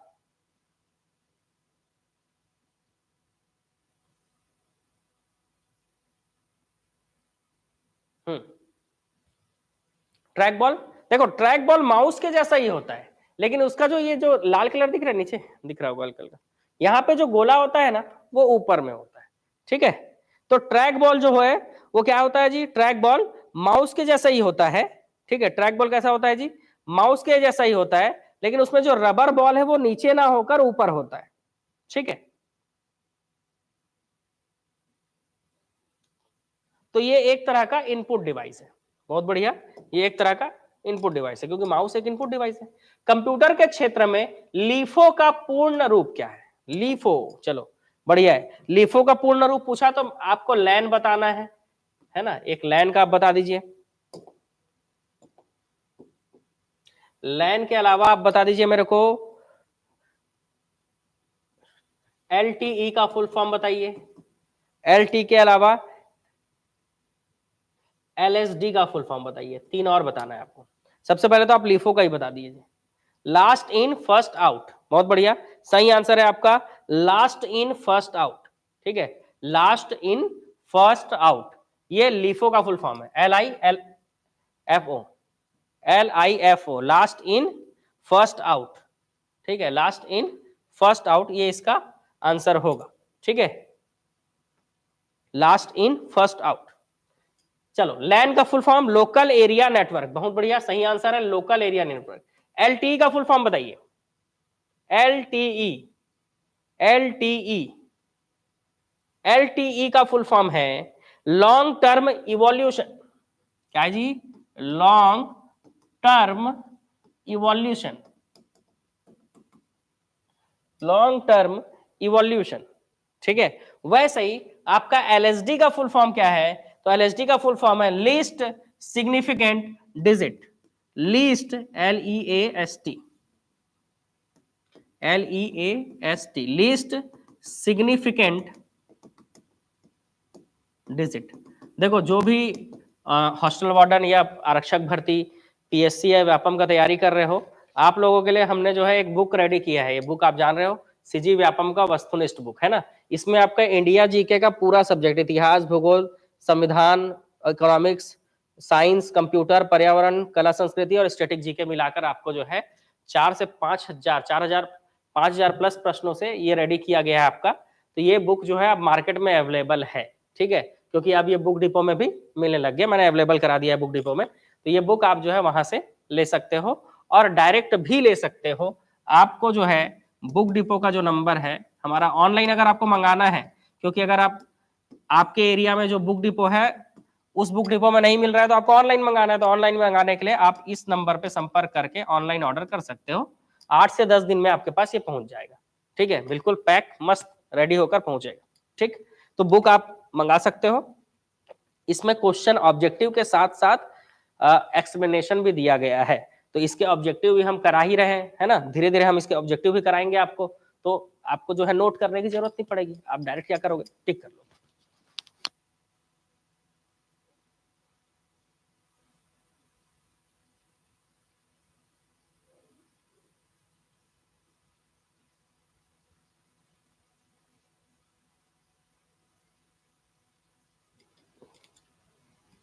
चलो आगे बढ़ते हैं। तो सारे बुक डिपो में अब अवेलेबल हो जाएगा। जिन लोग ऑनलाइन मंगाना चाहते हैं वो ऑनलाइन मंगा लीजिएगा, बाकी लोग जो है अब अपने एरिया के बुक डिपो जाकर ले लीजिएगा। पेरिफेरल इनपुट आउटपुट में कितने आउटपुट पोर्ट होते हैं, बताइए। पेरिफेरल इनपुट आउटपुट में कितने आउटपुट पोर्ट होते हैं?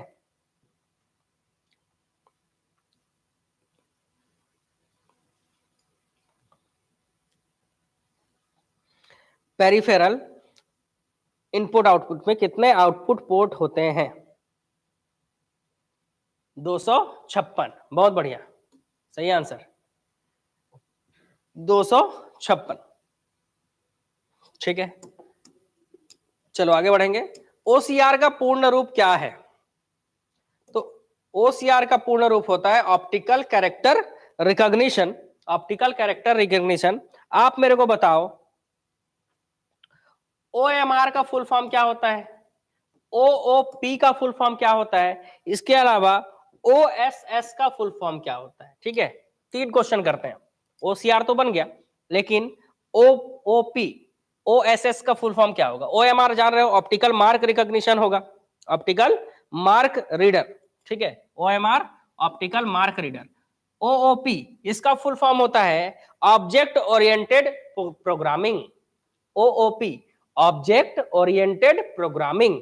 ओएसएस इसका फुल फॉर्म होता है ओपन सोर्स सॉफ्टवेयर।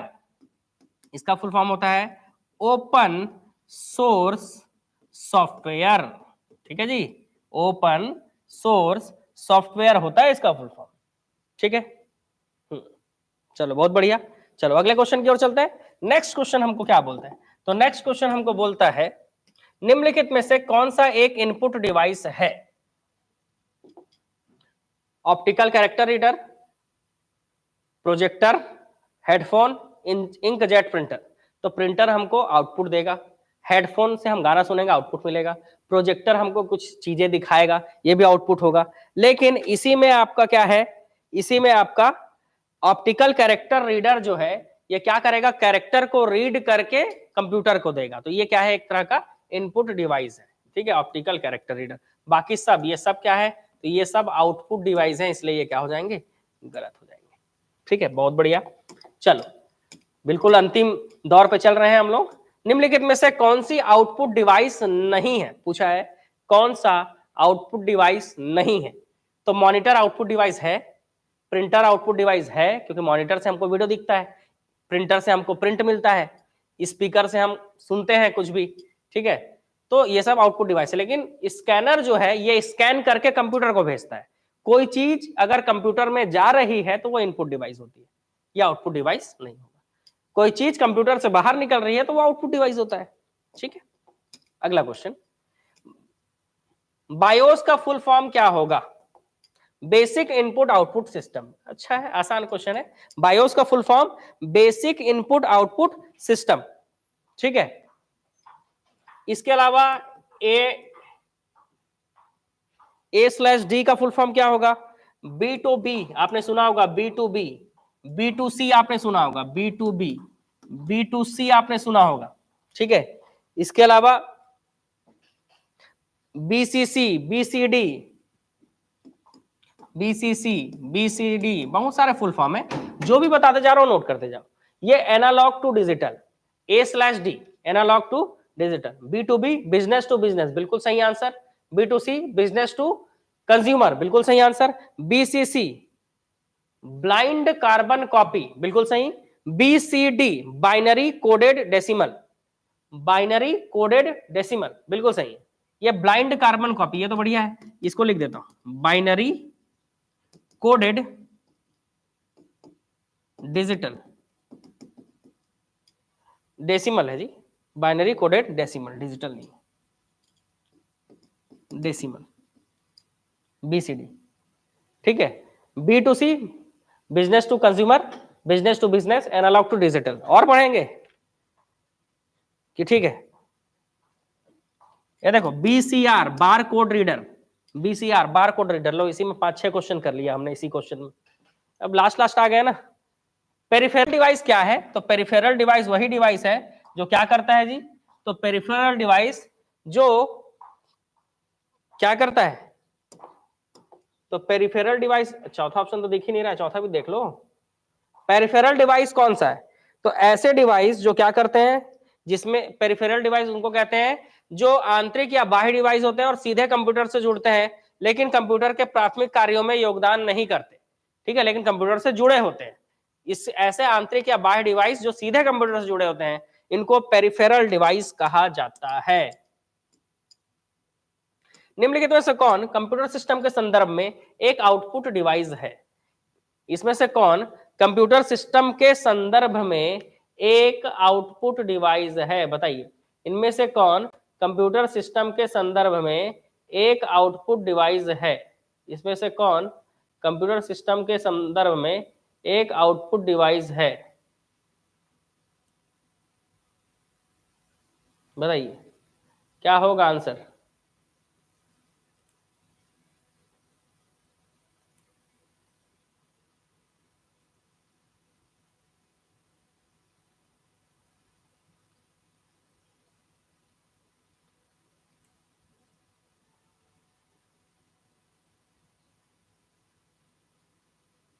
चलो देखते हैं। Magnetic scanner, trackball, light pen, ये सब से चीजें जो है इनपुट दी जाती है। प्लॉटर एक ऐसा चीज है जो एक आउटपुट डिवाइस है, जो क्या करता है, चीजों को प्लॉट करता है। जैसे ये प्लॉटर, इस पे फ्लैट बेड है, इस पे प्लॉटर कुछ बना रहा है, ये क्या हो रहा है, ये आउटपुट मिल रहा है, तो इसलिए प्लॉटर एक क्या हो जाएगा, एक आउटपुट डिवाइस होगा। ठीक है, जैसे आप प्लॉटर पढ़ते हो, है ना,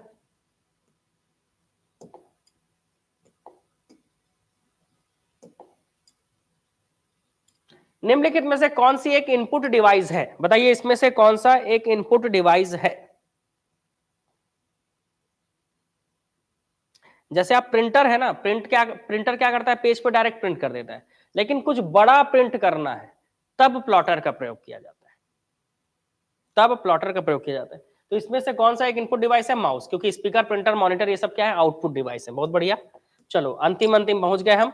इसके बाद आपके जो भी सवाल रहेंगे आप सारे पूछ सकते हो, है ना, क्योंकि स्टार्टिंग में जो है बात करने से क्या होता है, वीडियो लंबा हो जाता है, तो आप जो है लास्ट में जो भी चाहे पूछ सकते हैं। इनमें से कौन सा कंप्यूटर का आउटपुट उपकरण नहीं है?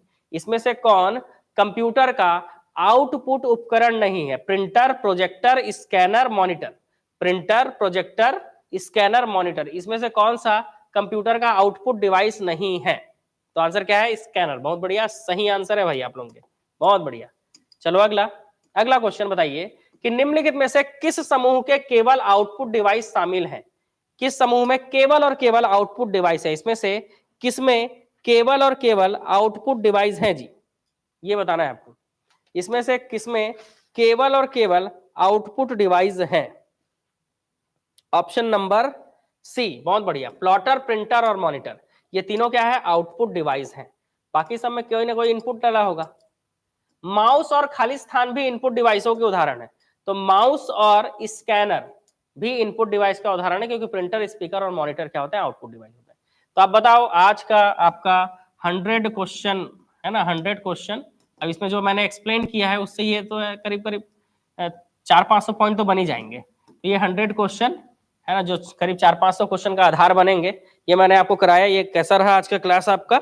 इसके अलावा इस सीरीज को कंप्लीट करने के लिए, जिस तरह से आपने छत्तीसगढ़ का जियोग्राफी में, है ना, छत्तीसगढ़ के जियोग्राफी में और छत्तीसगढ़ के प्रशासन में वीडियो को शेयर किया है, वैसे ही आपको इस सीरीज में, कंप्यूटर का सीरीज को भी आपको क्या करना पड़ेगा, शेयर करना पड़ेगा, क्योंकि एनालिसिस दिख जाता है कि कितने लोगों ने वीडियो को शेयर किया है। तो जितने ज्यादा लोग शेयर करेंगे उतना ज्यादा वीडियो ग्रो करेगा, आगे बढ़ेगा, और उस हिसाब से जो है पढ़ाने का मन भी करेगा, तो आपको जो है ज्यादा से ज्यादा चीजें प्रोवाइड हो सकेंगी। तो ये आपके ऊपर है, पूरा का पूरा जो है चीजें आपके ऊपर है कि आप जो है पूरा सीरीज कंप्लीट करना चाहते हो या नहीं। ठीक है, तो जितना आप मेहनत करोगे उतना हम आपके लिए फिर मेहनत करेंगे। ठीक है, और मैं तो बहुत जल्दी ईद का चांद हो जाता हूँ जी, इस कारण जो है मेरे लिए आपको थोड़ा सा मेहनत तो करना पड़ेगा, तो थोड़ा सा मेहनत कर लीजिएगा। ठीक, थोड़ा ही मेहनत करना है, ज्यादा मेहनत करना ही नहीं है बिल्कुल भी, थोड़ा सा मेहनत करना है, बस शेयर कर देना है, और डेली जो है मैं इसी टाइम पे बिल्कुल आपके सामने, आपके समक्ष जो है उपलब्ध हो जाऊंगा, बिल्कुल अवेलेबल। ठीक है, तो कल भी फिर 100 क्वेश्चन लेकर आपके सामने आ जाऊंगा। ठीक है, वैसे करंट के भी 100 क्वेश्चन रेडी हैं आपके लिए। करंट भी सोच रहा हूँ अभी करा दूं, या फिर हो सके तो 8 या 9 बजे जो है अभी रात को कराऊं या फिर कल करा दूं करंट भी आपको, ठीक है। तो करंट के भी बिल्कुल ताजा ताजा करंट रेडी है आपके लिए 100 क्वेश्चन, है ना। दूसरा, मैंने जो पीडीएफ फाइल अपलोड किया है वो कहाँ अपलोड किया है वो भी मैं आपको दिखा देता हूँ। जैसे ही आप हमारा मोबाइल एप्लीकेशन ऑन करते हैं, ठीक है, तो मोबाइल एप्लीकेशन आप ऑन करेंगे तो मोबाइल एप्लीकेशन ऑन करेंगे तो कुछ इस तरह से दिखता है मोबाइल एप्लीकेशन, ठीक है। यहाँ पे तो यहाँ पे जैसे ही ऑन करेंगे तो आपको पीडीएफ नोट्स में आपको यहाँ पे करंट अफेयर फ्री पीडीएफ में आपको क्लिक करते ही ये करंट अफेयर का पीडीएफ मिल जाएगा। इसमें मैंने पूरा लिंक भी डाल दिया है ताकि आप जो है छत्तीसगढ़ का भूगोल जो पढ़ा दिया है, प्रशासन मैंने पूरा पढ़ा दिया है, छत्तीसगढ़ी भाषा पढ़ाया है हॉस्टल वार्डन के लिए, ये सब के प्लेलिस्ट आपको डायरेक्ट मिल जाए, ठीक है। ये सारी चीजें आपको क्या हो जाए, डायरेक्ट मिल जाए, ठीक है।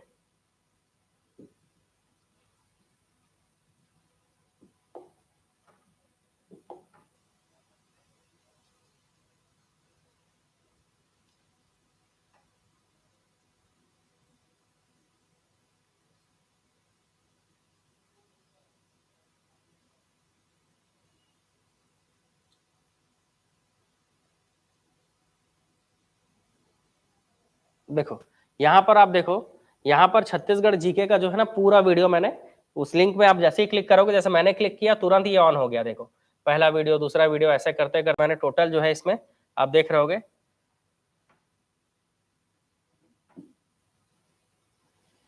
इसमें आपको टोटल यहाँ पर दिख रहा होगा 23 वीडियो डले हुए हैं, 11,000 प्लस व्यू। सिर्फ इस प्लेलिस्ट को 11,000 लोगों ने जो है देखा है, ठीक है। तो आप भी जो है इसको पूरा कंप्लीट कर लीजिएगा। टोटल 23 वीडियो है, ठीक है। इसमें पूरा आपको छत्तीसगढ़ का भूगोल पूरा मैंने आपको कंप्लीट कराया है। वैसे ही मैंने छत्तीसगढ़ का प्रशासन भी आपके लिए कंप्लीट करके दिया है आपको, है ना। तो इसको भी जो है आप देख लीजिएगा, ठीक है। वीडियो प्राइवेट होने से पहले देख लीजिएगा, क्योंकि वीडियो प्राइवेट हो जाने के बाद तो दिखेगा नहीं, है ना। इसलिए जो है आप जैसे ही करंट अफेयर के पीडीएफ में जाएंगे तो करंट अफेयर के पीडीएफ में आपको यहाँ पर लिंक भी मिल जाएगा। लिंक जो है यहाँ पर ये देखिए, जैसे छत्तीसगढ़ का प्रशासन है तो छत्तीसगढ़ के प्रशासन में जैसे ही आप इस लिंक पर क्लिक करोगे ना, इस लिंक पर ऐसे करके, तो सीधा आप क्या करोगे, वहीं उसी पेज में चले जाओगे और डायरेक्ट क्लिक करते ही, मतलब इतना आपके लिए सुविधा कर दिया गया है कि सिर्फ आप क्लिक करोगे और क्लिक करने के बाद आपका डायरेक्ट वो पेज खुल जाएगा। और पूरा आपको इसमें देखिए प्रशासन का जो पहले विधायिका का टॉपिक, ये विधायिका का 2 पार्ट में आपका कंप्लीट किया है मैंने। उसके बाद आपका पंचायती राज का वीडियो है, कार्यपालिका न्यायपालिका एक में डाल दिया, है ना। उसके बाद नगरीय निकाय को भी आपके लिए बढ़ाया है मैंने। तो ये सारा चीज मैंने आपके लिए कवर किया है टोटल 5 वीडियो में। अच्छा, ये जो एक वीडियो है ना, ये वीडियो गांधी चौक के ब्रांच के ओपनिंग का है, बताया। तो ये भी आप देख सकते हो, लाइक कर देना इस वीडियो को देख के, क्योंकि गांधी चौक में भी हमारा क्या है, ब्रांच ओपन हो चुका है एकेडमी का, ठीक है। ठीक, दोनों एप्लीकेशन में हमारा जो पीडीएफ है ना, वो दोनों एप्लीकेशन में, पुराने एप्लीकेशन में भी मैं बता देता हूँ आप। जैसे ये, जैसे हमारे 2 एप्लीकेशन है, तो किसी इस वाले एप्लीकेशन में तो दिख गया, दूसरा एप्लीकेशन यहाँ ऑन नहीं हो पाता है। एप्लीकेशन जैसे ही ऑन करेंगे तो यहाँ पर ट्रिपल लाइन होगा, इस ट्रिपल लाइन को क्लिक करके आप स्टडी मटेरियल में क्लिक कीजिए, बस फ्री स्टडी मटेरियल जो है उसमें क्लिक कर दीजिए बस। आप जैसे ही एप्लीकेशन ऑन करेंगे तो यहाँ पे ट्रिपल लाइन होगा, इस ट्रिपल लाइन को क्लिक करके आप स्टडी मटेरियल में क्लिक कीजिए।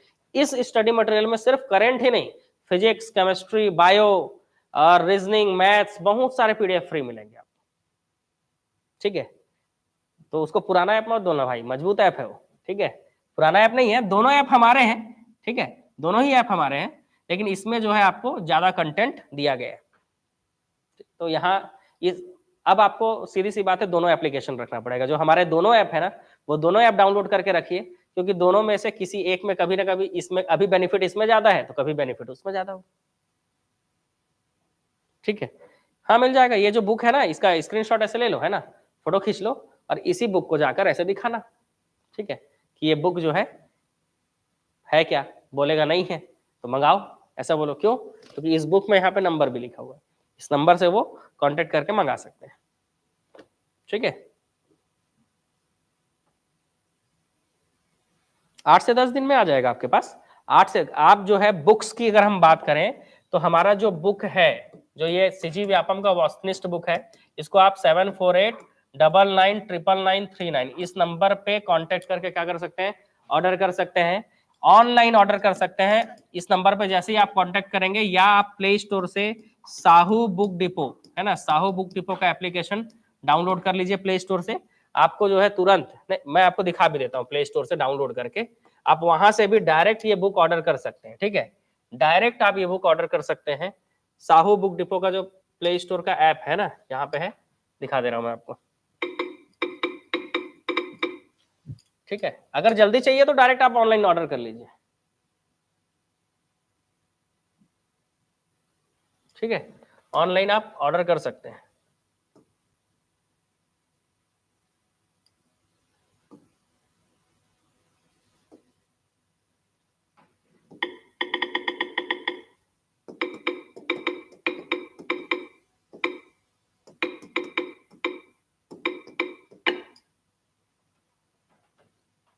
ये देखो, ये वाला बुक डिपो, ये वाला लोगो आपको दिख जाएगा।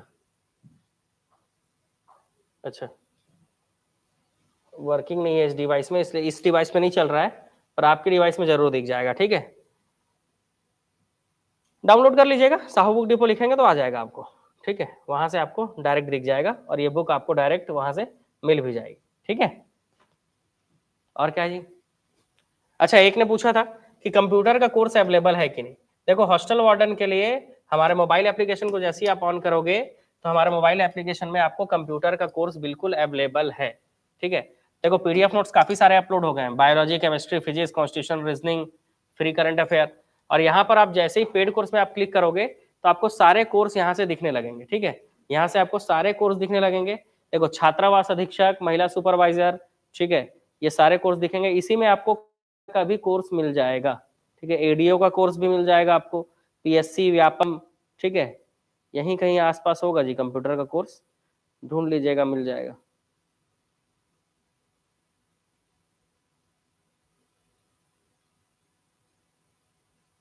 देखिए यहाँ पर अगर आपको मेरा छत्तीसगढ़ का जीके चाहिए तो छत्तीसगढ़ जीके का अलग कोर्स, मैथ्स रीजनिंग का सिर्फ चाहिए तो मैथ्स रीजनिंग, साइंस में सिर्फ फिजिक्स, केमिस्ट्री, बायो चाहिए तो वो भी मिल जाएगा। ये रहा जी, देखिए कंप्यूटर का कोर्स, तो ये कंप्यूटर का कोर्स भी कंप्यूटर कंप्लीट कोर्स करके है, ये भी आपको मिल जाएगा। इसमें वैलिडिटी 5 महीने की होगी। ठीक है, बाकी सारी चीजें यहाँ पर बताया गया है। ठीक है,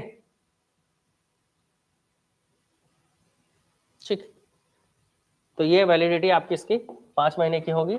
तो ये सारे कोर्स आपको पेड कोर्स में मिल जाएंगे। अगर आपको टेस्ट सीरीज ज्वाइन करना है तो टेस्ट सीरीज में आप क्लिक करके एडीओ, पुलिस आरक्षक भर्ती, प्रयोगशाला परिचारक, या कोई भी आपको टेस्ट सीरीज ज्वाइन करना हो तो आप यहाँ से टेस्ट सीरीज ज्वाइन कर सकते हैं। ठीक है, तो ये सारे आपके कोर्स से रिलेटेड था। और कोई प्रश्न हो तो पूछ लीजिए।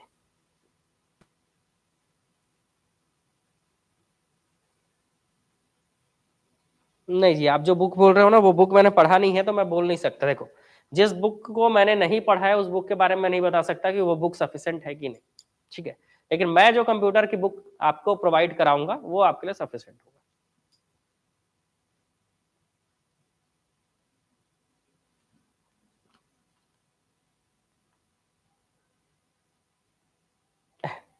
क्या बोल रहे हो? ऑनलाइन क्लास ज्वाइन करने से एक्स्ट्रा फीस लगेगा? अभी कोई सा फिक्स लग रहा है क्या आपको जो एक्स्ट्रा फीस लगेगा, ऐसा पूछ रहे हो? अभी आप जो यूट्यूब से पढ़ रहे हो इसमें आपको कोई फीस लग रहा है जो एक्स्ट्रा पूछ रहे हो? एक्स्ट्रा नहीं लगेगा जी, लेकिन आप जान रहे हो ना, फ्री के चीजों का ज्यादा वैल्यू नहीं होता है, इसलिए कुछ ना कुछ तो गुरु दक्षिणा लगेगा जी आपको। और उसमें गलत भी कुछ नहीं है, क्योंकि आप भी कल को जॉब में जाओगे तो काम करने का दक्षिणा लोगे कि नहीं? बताओ, दक्षिणा लोगे कि नहीं? लोगे ना? लोगे ना? बस वही बात।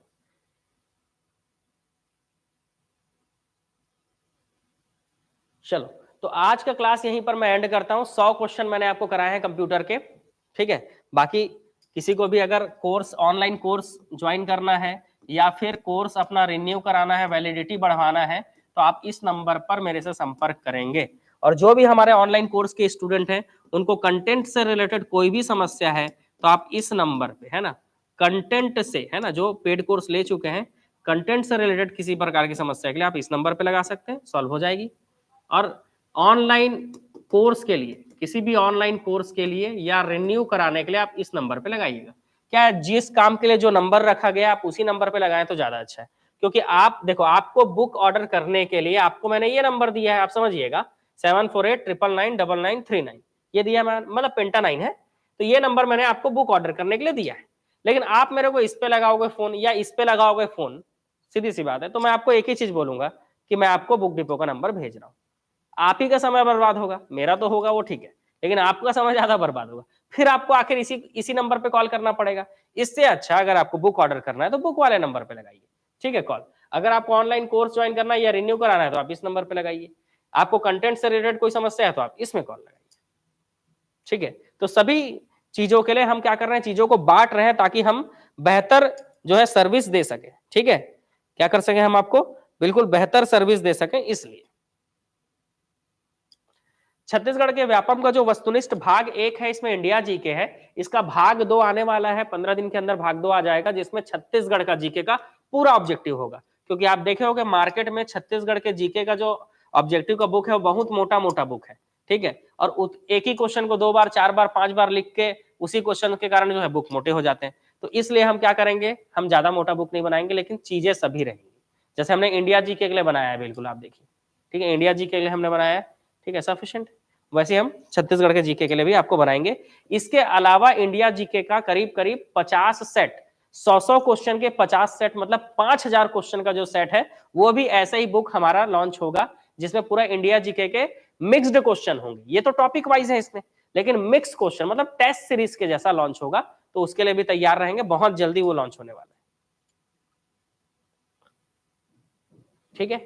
तो आज के लिए इतना ही, मिलेंगे हम नेक्स्ट क्लास में, कल की क्लास में मिलेंगे, और हो सके तो आज रात को कंप्यूटर भी, सॉरी करंट का भी क्लास होगा, करंट भी पढ़ाऊंगा, उसके बाद उसका पीडीएफ भी आपको प्रोवाइड करूंगा। इसका पीडीएफ जो आज मैंने कंप्यूटर पढ़ाया है, इसका पीडीएफ नोट्स आपको मिल जाएगा, ठीक है। उसके लिए जो है जो भी थोड़ा बहुत दक्षिणा लगे दे देना। चलो सबको गुड नाइट, ठीक है, वीडियो को शेयर जरूर कीजिएगा।